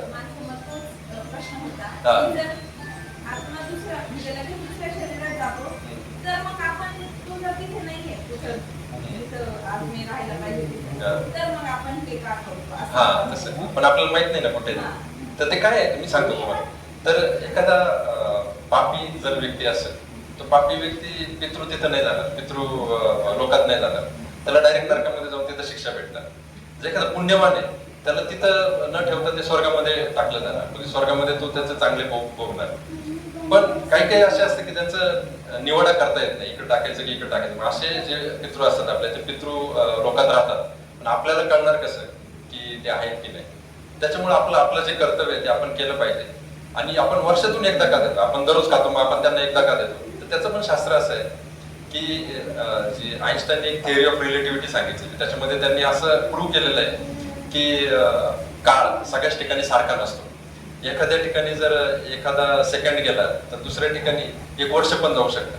तशाच प्रकारे जेव्हा हे आपण पितृलोक स्वर्गलोक आपण म्हणतो ना, स्वर्गलोकामध्ये जेव्हा 1 दिवस जातो तेव्हा आपला 1 वर्ष जात असतो इकडे. त्याच्यामुळे आपण वर्षातून एकदा पितृ पंधरवडा करतो आणि त्या एकदा त्यांना दाखवलं की त्यांना दिवसातून एकदा भेटल्यासारखं आहे. म्हणजे त्यांच्या एका दिवसातून त्यांना एकदा भेटतं ते आणि त्याच्यामुळं ते संतुष्ट होतात. त्याच्यामुळं पितृदोष म्हणून पण सांगितलेलं आहे. तुम्ही जर पितृंचं केलं नाही ना की ते पितृदोष लागणार, कारण पितृ मग विचार करणार अरे अशी काही संतती मी उत्पन्न केली, आणि मग ते संतुष्ट नसल्यामुळे. तर बघा याचं कारण काय, खरं कारण मी सांगा, आध्यात्मिक कारण काय आहे की आपण आहे ना, आपल्याला खूप लोकांचं कर्ज आहे, खूप जणांचं कर्ज आहे. म्हणजे आपल्या ऋषीमुनींचं कर्ज आहे, ज्यांनी आपल्याला वेदशास्त्र दिलेलं आहे, ज्ञान दिलेलं आहे. ते ज्ञान दिलं नसतं, आध्यात्मिक ज्ञान, तर आपल्याला काही कळलं नसतं. नंतर आपल्याला पितरांचं कर्ज आहे, म्हणजे ज्यांनी आपल्याला जन्म दिलेला आहे, हे शरीर दिलेलं आहे, त्यांचं कर्ज आहे. परत आपल्याला हे जे देवी देवता आहे त्यांचं सुद्धा कर्ज आहे आपल्यावर. देवी देवता आपल्याला हवा देतात, पाणी देतात, यांचं सगळं कर्ज आहे आपल्याला. मग एखादा व्यक्ती जो असतो तो स्वाभाविकपणे विचार करणार की अरे यांच्याकडून मला भेटलंय. संवेदनशील व्यक्ती असं तो विचार करतो की माझी काहीतरी जबाबदारी आहे, मला पण काहीतरी म्हणजे कृतज्ञता व्यक्त केली पाहिजे त्यांच्याप्रती. म्हणजे जरी सपोज तुम्ही उद्या ठरवलं की शास्त्र चुकीचं आहे, कावड्याद्वारे ते पितरांपर्यंत पोहोचतं, अग्नीद्वारे ते पितरांपर्यंत पोहोचतं, हे जर तुम्ही म्हटलं की चुकीचं आहे, पण तरी पण ही गोष्ट आपण नाकारू शकत नाही की त्यांचं आपल्यावर कर्ज आहे, आणि ते कर्जाचं जे परतफेड करण्यासाठी माझ्यामध्ये जी कृतज्ञता असली पाहिजे, ती कृतज्ञता तर मी जपलीच पाहिजे. कृतज्ञता जर जपत नाही तर तुम्ही चोर ठरता, कारण तुम्हाला भेटलंय आणि तुम्ही ते फक्त घेताय आणि तुम्ही परत देत नाहीये, तुमच्यामध्ये मनामध्ये तो भाव नाहीये. तर अशा वेळेस तुमचं जे ह्युमन व्हॅल्यूज जे म्हणतो आपण, ते कुठेतरी तुम्ही म्हणजे नाकारताय तुम्ही त्याला. आणि कृतज्ञता ही जी व्हॅल्यू आहे ना, ही भक्तीमध्ये खूप आवश्यक आहे. भक्तीमध्ये तुम्हाला जर पुढं प्रगती करायची आहे तर काही व्हॅल्यूज आहेत, जसं की नम्रता, कृतज्ञता, ह्या ज्या व्हॅल्यूज आहेत ह्या आपण जपल्याच पाहिजे. भक्तांनी कृतज्ञच असलं पाहिजे. एक छोटासा जरी एखाद्याने आपल्यावर उपकार केले ना, ते आपण कधीच विसरले नाही पाहिजे. आणि नम्रता पण पाळली पाहिजे. नम्रता म्हणजे कसं की आपण बऱ्यापैकी दुसऱ्याला कसा त्रास होणार नाही आपल्याकडून, अशा प्रकारे आपण दक्ष राहायला पाहिजे. त्याच्यामुळे हे कर्म केले पाहिजे. आपण पितृ जे दाखवतो वगैरे ते आपण कारण शास्त्रामध्ये मान्यता आहे. आता मी भक्तीचं जो गोष्ट करत होतो, एखादा खूप शुद्ध भक्त आहे, म्हणजे ते भगवंताच्या म्हणजे स्मरणाशिवाय, नामजपाशिवाय त्याला दुसरं काहीच माहित नाही. तो एवढं नामजपामध्ये मग्न आहे आणि भगवंताला एवढं शरण गेलेलं आहे, तर त्याला अशा व्यक्तीला हे करण्याची गरज राहत नाही. म्हणजे हे जे कर्म आहे भक्तीमध्ये खूप पुढे गेलाय तो, अशा व्यक्तीला हे करण्याची गरज राहत नाही. हे जे भौतिक कर्म आहे, कर्मकांड जे ते करायचं. पण आपल्या शास्त्रामध्ये चैतन्य चरितामृत मध्ये एक गोष्ट येते, अद्वैत आचार्य. हे अद्वैत आचार्य मोठे ब्राह्मण होते आणि चैतन्य महाप्रभूंना खूप सिनियर होते ते, आणि ते त्यांच्या नवद्वीप मध्ये खूप प्रतिष्ठित व्यक्ती होते. आता त्यांच्याकडे ते सुद्धा, आता ते शुद्ध भक्त आहे, ते स्वतः महाविष्णूंचं अंश आहेत ते, तर ते त्यांच्याकडं पितरांसाठी जेवण राहायचं. तर त्यांनी सुद्धा ते घातलं होतं आणि दरवर्षी घालायचे. आता आपण असं म्हणू शकत नाही की अरे अद्वैत आचार्य तुम्ही तर शुद्ध आहे, तुम्ही कशाला घालताय? तुम्ही तर भगवंत स्वतः आले तुमच्याकडे चैतन्य महाप्रभू म्हणून, आणि ते स्वतः तुमच्या बरोबर कीर्तन करतात, हे करतात, तुम्हाला ऑलरेडी ते भेटलेत, तुम्ही कशाला घालताय? पण हे जे श्रेष्ठ व्यक्ती असतात ना, ते याच्यासाठी घालतात, दुसऱ्यांना म्हणजे दुसऱ्यांपुढे ते एक आदर्श निर्माण करून देण्यासाठी. कसं आहे, यद्यद आचरते श्रेष्ठ, जेव्हा हे जे उच्च म्हणजे श्रेष्ठ व्यक्ती आहेत ते जसं करतात तसं बाकीचे लोक फॉलो करतात. आता अद्वैत आचार्यांना जरी ते माहित असेल की मी शुद्ध भक्त, मला करायची गरज नाही, तरी पण ते का करणार? कारण त्यांनी जर केलं नाही तर बाकीचे लोक म्हणणार की आम्हाला करायची गरज नाही, असं होणार. मग त्याच्यामुळं हे तुम्ही शुद्ध असो नाही तर शुद्ध नसो, तुम्ही घालायला पाहिजे. पण एक नियम असा आहे, तुम्ही जेव्हा भक्ती करणार तेव्हा तुम्हाला हे करायची जास्त गरज नसते. कारण भक्तीमध्ये आपण जेव्हा भगवंताची भक्ती करतो ना, भगवंत आपले सगळे पाप काढून घेतात. म्हणजे आणि कधी कधी असं वाटतं अरे भगवंत पाप काढून घेतात, भक्तांना दुःख काय? भक्तांना पण खूप दुःख असतं बरं का, म्हणजे भक्त पण खूप दुःखी असतात. मग आपल्याला असं वाटतं की अरे भक्ती करतो तरी पण दुःख काय? तर ते दुःख त्याला शुद्ध करण्यासाठी असतं. म्हणजे ते दुःख कदाचित त्याचं ते पाप जे आहे, पापाचा परिणाम थोडाफार असू शकतो, पण मेन म्हणजे त्याला शुद्ध करायचंय. भगवंताला आहे ना, त्याला पूर्णपणे असं तावून सुलाखून काढायचंय. जसं सोनं शुद्ध होण्याच्या आधी त्याला खूप हिट केलं जातं, तशा प्रकारे त्याचं मनामध्ये जे काही हे असतील पाप त्याचे निघून गेलेले, भक्तीमध्ये आल्यामुळे त्याचे पाप निघून गेलेले. पण ते पाप करण्याची जी वृत्ती आहे ती जाण्यासाठी, ती वृत्ती असते ना, त्या वृत्तीमुळे पुन्हा पाप घडू शकतात. ते वृत्ती जाण्यासाठी मग अवघड प्रसंग भगवंत त्याच्या जीवनामध्ये घालतात. त्याच्यामुळे भक्तांच्या जीवनामध्ये सुद्धा वाईट प्रसंग येतात. मी असं म्हणत नाही या लेक्चरमध्ये तुम्ही भक्ती करा तुमचे सगळे पाप संपतील आणि तुम्हाला सगळं जीवन आनंदमय होईल, असं नाही. भक्ती केल्यानंतर सुद्धा तुमच्या जीवनामध्ये त्रास येणार, पण त्या त्रासाचा उद्देश वेगळा असतो. आणि दुसरं म्हणजे भक्ताच्या जीवनामध्ये जरी त्रास आले तरी पण भगवंत काय करतात, त्याचा परिणाम कमी करतात. म्हणजे सपोज तुमचा जर पाय मोडायचा असेल असं तुमच्या याच्यामध्ये लिहिलं असेल फळामध्ये, कर्मफळामध्ये, पण ते पाय न मोडता कदाचित फक्त अंगठा तुटेल, मग त्याच्यावर तेवढं भागतं. म्हणजे भगवंत आहे ना, भगवंताच्या हातात सगळे तुमचं ते रिॲक्शन कमी जास्त ते करू शकतात, पण हे फक्त कृष्णच करू शकतो, बाकीचं कोणीच करू शकत नाही. तुम्ही जर कृष्णाचा आश्रय घेतला नाही तर तुम्हाला जेवढे कर्मफल आहे तेवढे ते भोगावच नाही. इव्हन देवी देवतांचा जरी आश्रय घेतला कदाचित ते मी जसं सांगितलं तसं पोस्टपोन होतील, पण ते नलिफाय होणार नाही, ते तुम्हाला नंतर भोगावे लागतील. पण कृष्णाचा आश्रय घेतला तर कृष्ण स्वतः त्याच्यामध्ये म्हणजे हे करू शकतो, इंटरसेप्ट करू शकतो आणि तुमचे जे पाप आहे ते पूर्णपणे समूळपणे नष्ट होऊ शकतात. असं म्हणजे समाधान झालं ना. गांधीजींनी जे सांगितलं होतं की जर आपल्याला कुणी जर कानाखाली दिली तर आपण दुसरा गाल त्याच्याकडे द्यावं, म्हणजे समरायझेशन तेच येतं ना प्रभूजीनं. आपण रिवेंज ही भावना ठेवू नये, ठेवायचीच नाही कुठल्याही आपल्या, म्हणजे अगेन जरी गोष्ट झाली तरी आपण रिवेंज ही गोष्ट ठेवायचीच नाही. आता सरांनी एकदम सुंदर पॉईंट मांडला. आणि काय झालं सर, मी माझ्या लेक्चर पूर्ण एक्सप्लेन केलं नाही, पण तुम्ही जे म्हटले की अहिंसा, आता अहिंसा हे आपल्या शास्त्रामध्ये कुठं सांगितलं नाही.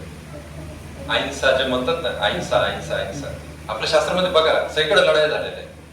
म्हणजे रामजी म्हटले असते रावणाला की तू माझी सीता पकडली तर मी इथं अहिंसा करतो, क्षत्रियांचा धर्म आहे, क्षत्रियांचा धर्म आहे. आता पांडव जर म्हटले असते नाही आता तुम्ही आम्हाला एवढा त्रास दिला, ठीक आहे आम्ही आता म्हणजे तुम्हाला जेवढं पाहिजे तेवढं देतो, आम्ही लढाई नाही करणार, असं पण झालं असतं. पण आपल्या शास्त्रामध्ये आपल्याला दिसतंय की लढाई झालेल्या आहेत, हिंसा झालेली आहे. आपल्याला खूप चुकीचं असं एक मार्गदर्शन केलं गेलं की अहिंसा ही बरोबर आहे. आता कसं आहे, आपण या तुमच्या उत्तरासाठी आपण पांडवांची गोष्ट बघूया. पांडवांवर खूप अन्याय झाले सर, म्हणजे लहान असताना सुद्धा त्यांना मारायचे प्रयत्न झाले, भीमाला विष देण्यात आलं. थोडं मोठं झाल्यानंतर त्यांना जाळायचा प्रयत्न केला आला, कारण लाक्षागृहामध्ये त्यांना जाळायचा प्रयत्न केला गेला. त्याच्यानंतर सुद्धा त्यांना म्हणजे त्यांच्या देशातून बाहेर काढण्यात आलं. नंतर त्यांची पत्नी आहे त्याच्यावर खूप अत्याचार करण्यात आले, म्हणजे तिचं वस्त्रहरण करण्याचा प्रयत्न केला गेला.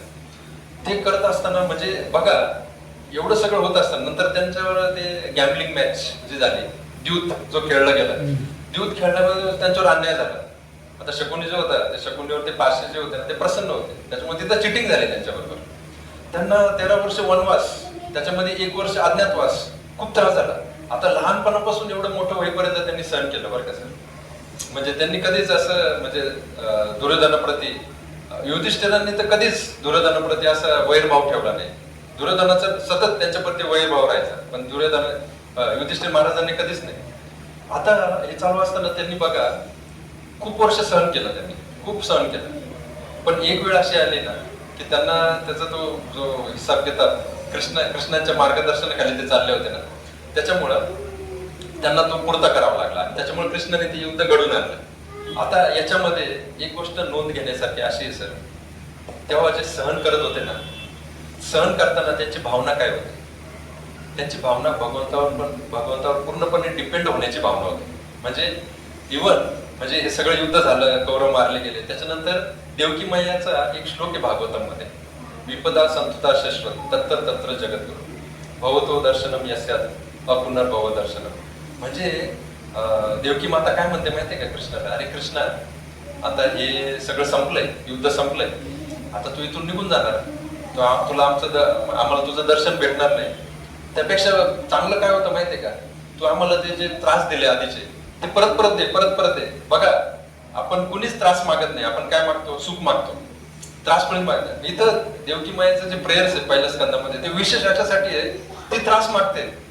आपल्यापैकी कोणी त्रास मागेल का देवाकडे, ती त्रास मागते. ते त्रास मागण्याचं तिचं हे काय माहितीये का, कॉन्शियसनेस, की तू जेव्हा आम्ही त्रासात होतो ना तेव्हा आम्ही तुझ्यावर पूर्णपणे डिपेंड राहायचो, पूर्णपणे तुला शरण व्हायचो, आणि ते शरण असताना तू आम्हाला नेहमी तू आमचं रक्षण केलेलं आहे. म्हणजे बघा जेव्हा दुर्योधनाने दुर्वास मुनींना पाठवलं त्यांच्याकडे जंगलामध्ये असताना, दुर्वास मुनी आणि त्यांचे 10,000 काय 60,000 जे शिष्य होते त्यांना पाठवलं, आणि त्यावेळेस त्यांच्याकडून जर दुर्वास मुनींची सेवा झाली नसती, दुर्वास मुनींनी शाप दिला असता आणि शाप दिल्यानंतर मग त्यांचं अजून वाईट झालं असतं पांडवांचं.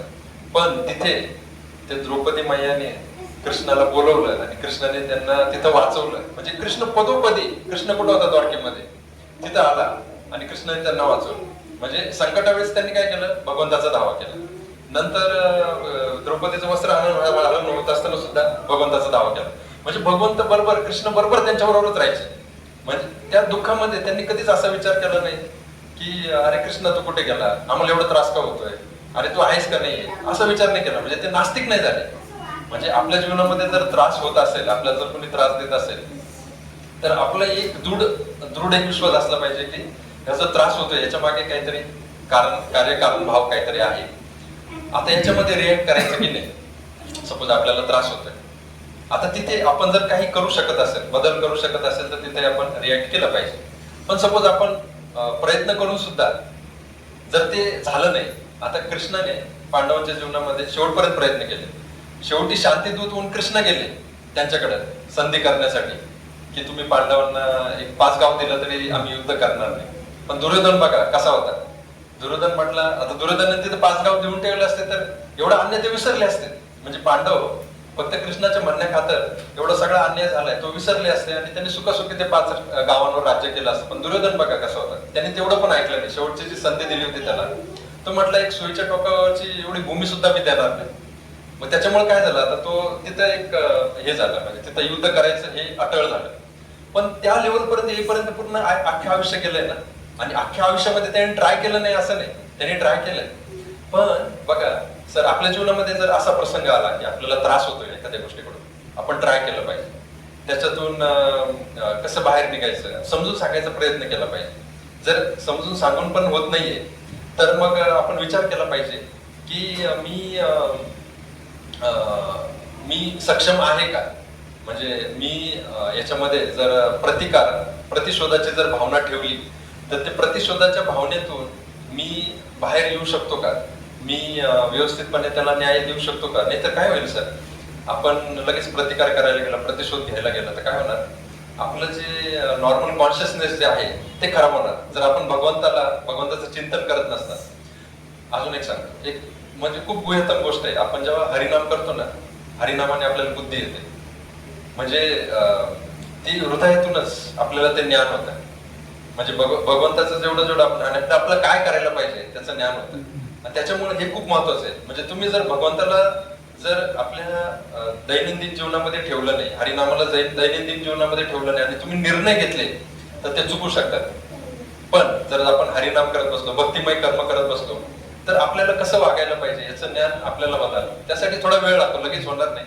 थोडं त्याच्यामध्ये सराव लागतो, थोडं त्याचं समर्पण लागतं, श्रद्धा लागते, सगळं लागतं. तर त्या गोष्टी असेल तर आपल्याला हृदयातून ते ज्ञान होणार.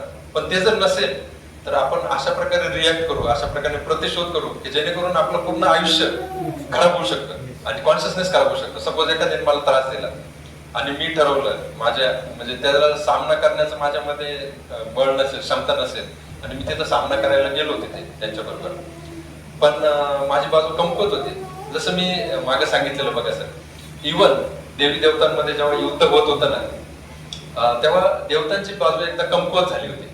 आणि देवतांची बाजू कमकुवत झाल्यामुळं, ते कमकुवत कशामुळे झालं, कारण त्यांनी त्यांच्या गुरुचा आदर केला नाही, बृहस्पतींचा आदर केला नाही. आणि त्याच्यामुळं राक्षस जे झाले होते त्यांनी त्यांच्या गुरूंचा, शुक्राचार्यांचा आदर केला आणि त्यांची ताकद खूप वाढली होती. बली महाराज होते त्यावेळेस त्यांचे राजे. ते राक्षसांनी देवतांवर खूप म्हणजे आक्रमण वगैरे केले, देवतांना स्वर्गातून काढलं. म्हणजे राक्षसांची ताकद खूप वाढली होती. मग अशा वेळेस देवता जेव्हा विष्णूंकडे गेले, विष्णूने त्यांना काय संदेश दिला की हे बघा, ह्या घडीला हा काळ तुम्हाला अनुरूप नाहीये, इथे राक्षसांची ताकद जरा जास्त आहे, त्याच्यामुळं तुम्ही थोडं नर्म राहायचे. तुम्ही त्यांच्याशी जास्त भांडण करायला जाऊ नका, कारण भांडण करायला गेले तर तुमचा नाश होणार, कारण त्यांची ताकद जास्त आहे. त्यांनी त्यांच्या गुरुला प्रसन्न केलं, तुम्ही तुमच्या गुरूंना दुखवलेलं आहे, त्यामुळे तुमचं पुण्य क्षीण झालेलं आहे. तुम्ही योग्य वेळेची वाट बघा. पण ते योग्य वेळेची वाट बघत त्यासाठी पेशन्स लागतो. ते पेशन्स ठेवून त्यांनी भगवंताला सोडलं नाही. त्यांनी विष्णूचं नेहमी, देवता आणि राक्षसांमध्ये हाच फरक आहे की देवता आहे ना विष्णूंचे म्हणजे भक्ती करतात, विष्णूंना मानतात, आणि राक्षस हे विष्णूंना मानत नाही.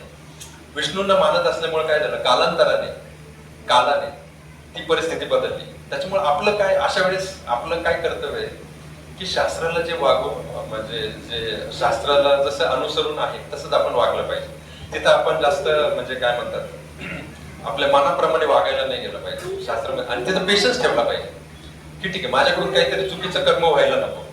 म्हणजे माझ्या पॉवरमध्ये जेवढं असेल तेवढं मी करणार, पण माझ्या पॉवरच्या जर बाहेर असेल आणि त्याच्याने जर त्रास होत असेल सारासार विचार करून, तर मग ते मी नाही केलं पाहिजे. मग तिथं पेशन्स ठेवला पाहिजे. जसं यांनी पूर्ण आयुष्यभर पेशन्स ठेवला पांडवांनी, जसं देवतांनी विष्णूंच्या सांगण्यावरून पेशन्स ठेवला. तर अशा वेळेस पेशन्सची खूप गरज आहे. लगेच आता मला त्याने त्रास दिला आणि उद्या मी जाऊन त्याला मारणार, त्याच्यामुळे काय होतं ना, हे गुन्हे जे होतात ना मारामारीचे ते त्याच्यामुळे होतात. लोक काय करतात, ते रजोगुणाच्या प्रभावाखाली येऊन काम यश क्रोध यश रजोगुण समुद्भव महाशनो महापात्मा विद्येनं मिह वैरिनम या त्याच्यामुळे आले. आणि त्यांनी शास्त्राला म्हणजे त्यांनी कन्सिडरच केलं नाही, भक्तीला कन्सिडरच केलं नाही. स्वतःच्या मनानुसार ते वागायला लागले तर त्यांच्याकडून ते अपराध होणार, ते गुन्हा होणार, त्या गुन्ह्याची सजा त्यांना भोगावं लागणार. मग अशा वेळेस तो प्रतिशोध काय कामाचा आहे. मग आपलं सारासार विचार करणं खूप गरजेचं आहे की माझ्या पॉवरमध्ये काय आहे, आणि माझ्या पॉवरमध्ये नसेल तर मी भगवंताला आश्रित व्हायला पाहिजे. आणि आपण भगवंताला आश्रित झालो तर भगवंत बरोबर आपल्याला ते मार्ग देणार. आणि पेशन्स ठेवला पाहिजे. या दोन गोष्टी आपण केल्या पाहिजे. अशा वेळेस आपण सारासार विचार केला पाहिजे. म्हणजे पूर्णपणे एका म्हणजे अहिंसा परमोधर्म किंवा हिंसा यांचं बॅलन्स आपण ठेवलं पाहिजे. कशा वेळेस आपण काय करू शकतो आणि कशा वेळेस आपण काय नाही करू शकत. असं खूप सुंदर. समाधान झालं का? चालेल चालेल. शेवटचं कीर्तन म्हणून आपण संपू. आता हे कीर्तन याच्यासाठी म्हणायचं आपल्याला की आपल्या जीवनामध्ये सुख जरी आलं किंवा दुःख जरी आलं किंवा आपला मृत्यूचा वेळ जरी आला तरी तर बिल्व मंगळ ठाकुरांनी एक गोष्ट आपल्याला सांगितलेली, ती म्हणजे जप. तर ह्या श्लोकामध्ये ते खूप म्हणजे आपल्या जीवनामध्ये आता सध्या सुख चालू असेल तर त्या सुखामध्ये आपण हुरळून न जाता आनंदात राहायचं. दुःख जरी चालू असेल त्याच्यामध्ये दुःखी न होता तिथं थोडं म्हणजे ज्ञानाचा वापर करायचा, शास्त्रामधून जो ज्ञानाचा वापर करायचा तो करायचा. आणि जर मृत्यूचा समय आला तर मग काय करायला पाहिजे असं एका श्लोकामध्ये त्यांनी सांगितलं. मग तो श्लोक मी म्हणतो, माझ्या मागे तुम्ही म्हणा. सुखावसामे इदमेव सारम सुखावसाने इदमेव सारम दुःखावसाने इदमेव ज्ञेयम दुःखावसाने इदमेव ज्ञेयम देहावसाने इदमेव जाप्यम देहावसाने इदमेव जाप्यम गोविंद दामोदर माधवेति गोविंद दामोदर माधवेति. आता हा श्लोक याच्यासाठी घेतला मी आज. आपण कर्माचा नियम म्हणजे कर्म बघितलं ना, कर्मानुसार आपल्या जीवनामध्ये कधी कधी सुख येतं, कर्मानुसार कधी कधी आपल्या जीवनामध्ये दुःख येतं. मग अशा वेळेस आपण काय करायला पाहिजे, सुखामध्ये काय करायला पाहिजे. सुखावसाने इदमेव सारम. सुखामध्ये आपण असा विचार केला पाहिजे की एकच सार आहे. कोणतं सार आहे? हरिनाम जपलं पाहिजे. दुःखावसाने इदमेय ज्ञेयम. दुःखामध्ये पण आपल्याला हे ज्ञान असलं पाहिजे की भगवंताचं नाव इथं सर्वश्रेष्ठ, भगवंताचं नावच मला वाचू शकेल. आणि देहावसाने जेव्हा आपण देह सोडतोय मृत्यूच्या क्षणी देहावसाने इदमेव जाप्यम. देह सोडताना काय करायला पाहिजे? भगवंताचं नाव जाप करा. म्हणजे आपल्या सगळ्या शास्त्रांमध्ये हेच सांगितलंय की तुम्ही भगवंताच्या नावाचा जप करा, जप करा, जप करा, जप करा. म्हणजे हरिमुख्य म्हणा, हरिमुख्य म्हणा, हरिमुख्य म्हणा, बाकी काहीच करू नका. जर तुम्हाला या सगळ्या कर्माच्या चक्रातून सुटायचं असेल तर हेच शास्त्र आहे. त्यामुळे आपण पुन्हा एकदा म्हणूया आणि इथे आपण संपूया.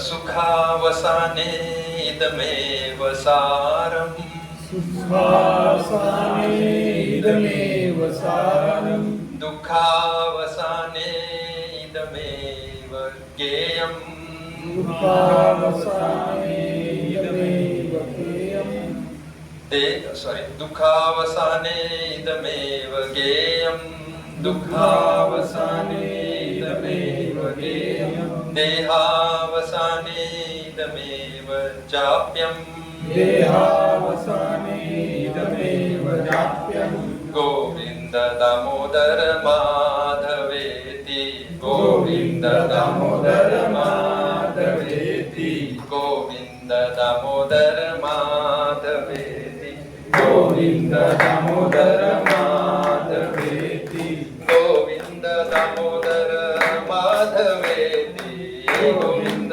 दामोदर माधवेती गोविंद दामोदर माधवेती गोविंद दामोदर माधवेती गोविंद दामोदर माधवेती गोविंद दामोदर माधवेती गोविंद दामोदर माधवेती गोविंद दामोदर माधवेती गोविंद दामोदर माधवेती गोविंद दामोदर माधवेती हरे कृष्णा कृष्ण कृष्ण हरे हरे हरे राम राम राम हरे हरे हरे कृष्णा कृष्ण कृष्ण हरे हरे हरे राम राम राम हरे हरे हरे कृष्णा कृष्ण कृष्ण हरे हरे हरे राम राम राम हरे हरे हरे कृष्णा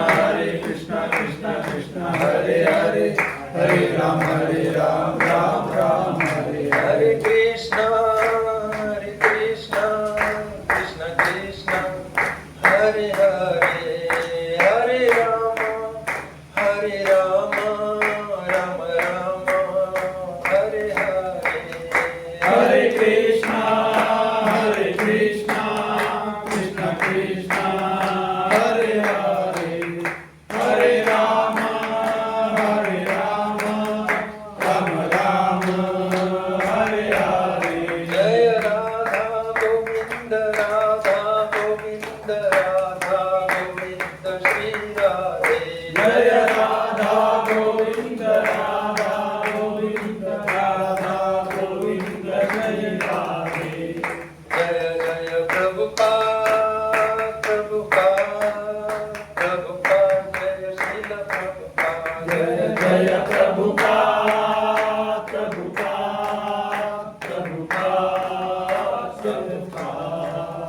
हरे कृष्ण. प्रभूजी अजून एक सांगतो त्यावेळेस निर्णय कसा घ्यायचा आपल्याला जर माहित नसेल अशी जर परिस्थिती आली निर्णय कसा घ्यायचा तर आपल्या शास्त्रामध्ये सांगितलंय गुरु साधू आणि शास्त्र या तिनांना प्रमाण मानून आपण निर्णय घेतला पाहिजे मग तो निर्णय कधी चुकत नाही म्हणजे आपण कोणाचा तरी सल्ला घ्यायला पाहिजे जो असं भक्त आहे भगवंताचा भक्त आहे आणि ज्याला सगळं शास्त्र माहिती आहे गुरु साधू आणि शास्त्रामध्ये काय लिहिलेलं आहे याचा जर आपण अभ्यास केला ना तर आपल्याला कळेल तिथं कसं वागलं पाहिजे तिथं रिॲक्ट करायला पाहिजे नाही रिॲक्ट करायला पाहिजे अहिंसा ठेवली पाहिजे हिंसा ठेवली पाहिजे मग हे जे प्रमाण आहेत ना अशानुसार जर आपण केलं तर आपल्याकडून कधी चूक होणार नाही. हरे कृष्ण हरे नरसिंह आश्रम जय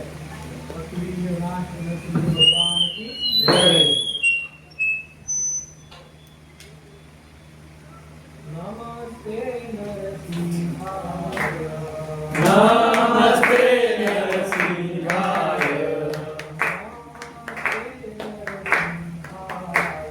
नमस्ते नरसिंहाय प्रह्लाद नाथ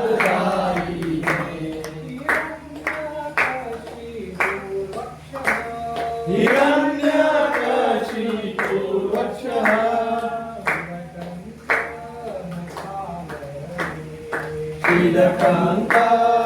शीलकङ्कालकालये इतो नरसिंह करतो नरसिंह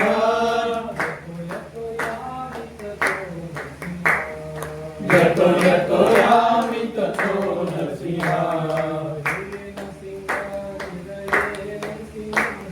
हरे नरसिंह हृदये नरसिंह नरसिंहमते शरणं प्रपते नरसिंहमते शरणं प्रपते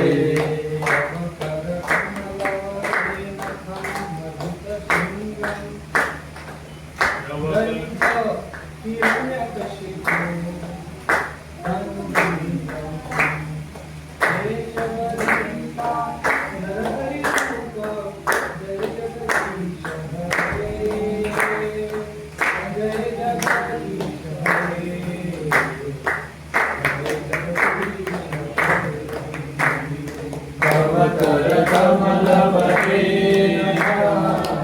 अद्भुत श्रींगार ललिता हिरण्यकशिपू अनुप्रिया केशवदीपा नरहरिरूपा जय जगदीश हरे जय जगदीश हरे जय जगदीश हरे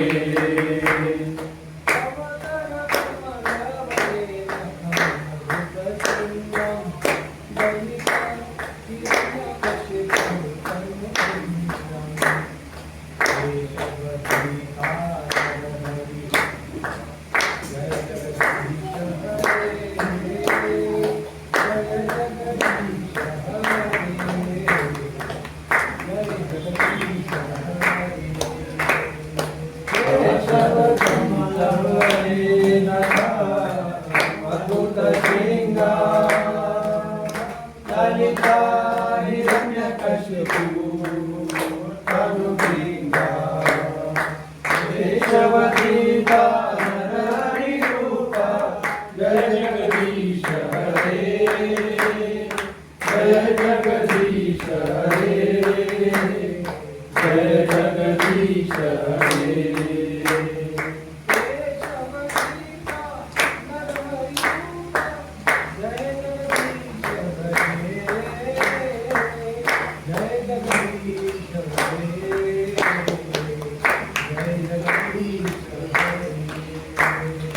केशवदीपा नरहरिरूपा जय जगदीश हरे जय जगदीश हरे जय जगदीश हरे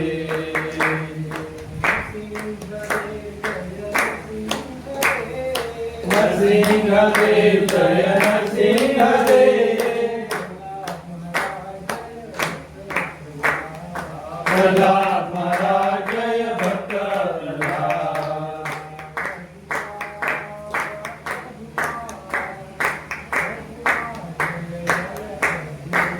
जय प्रभुपाद प्रभुपाद प्रभुपाद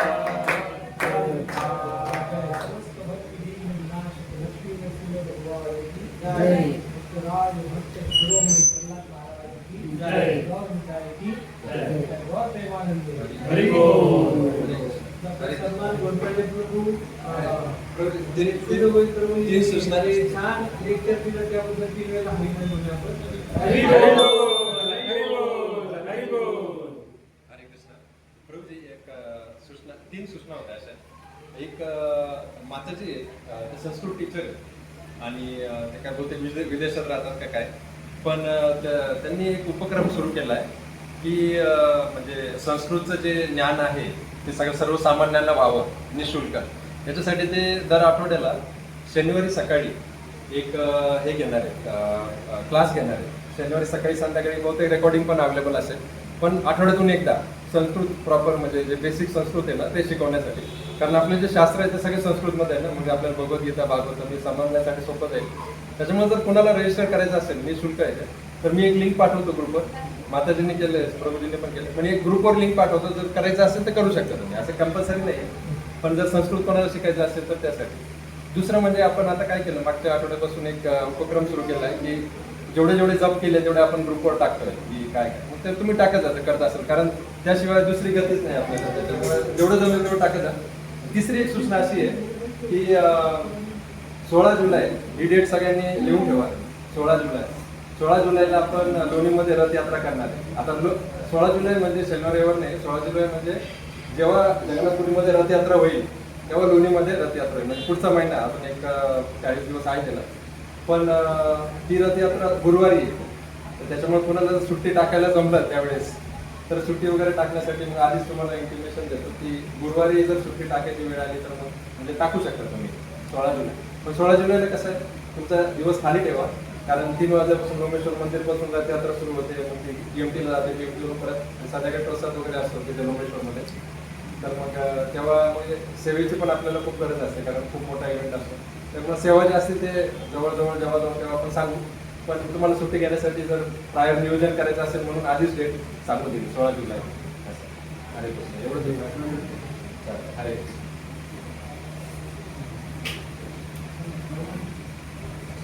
आणि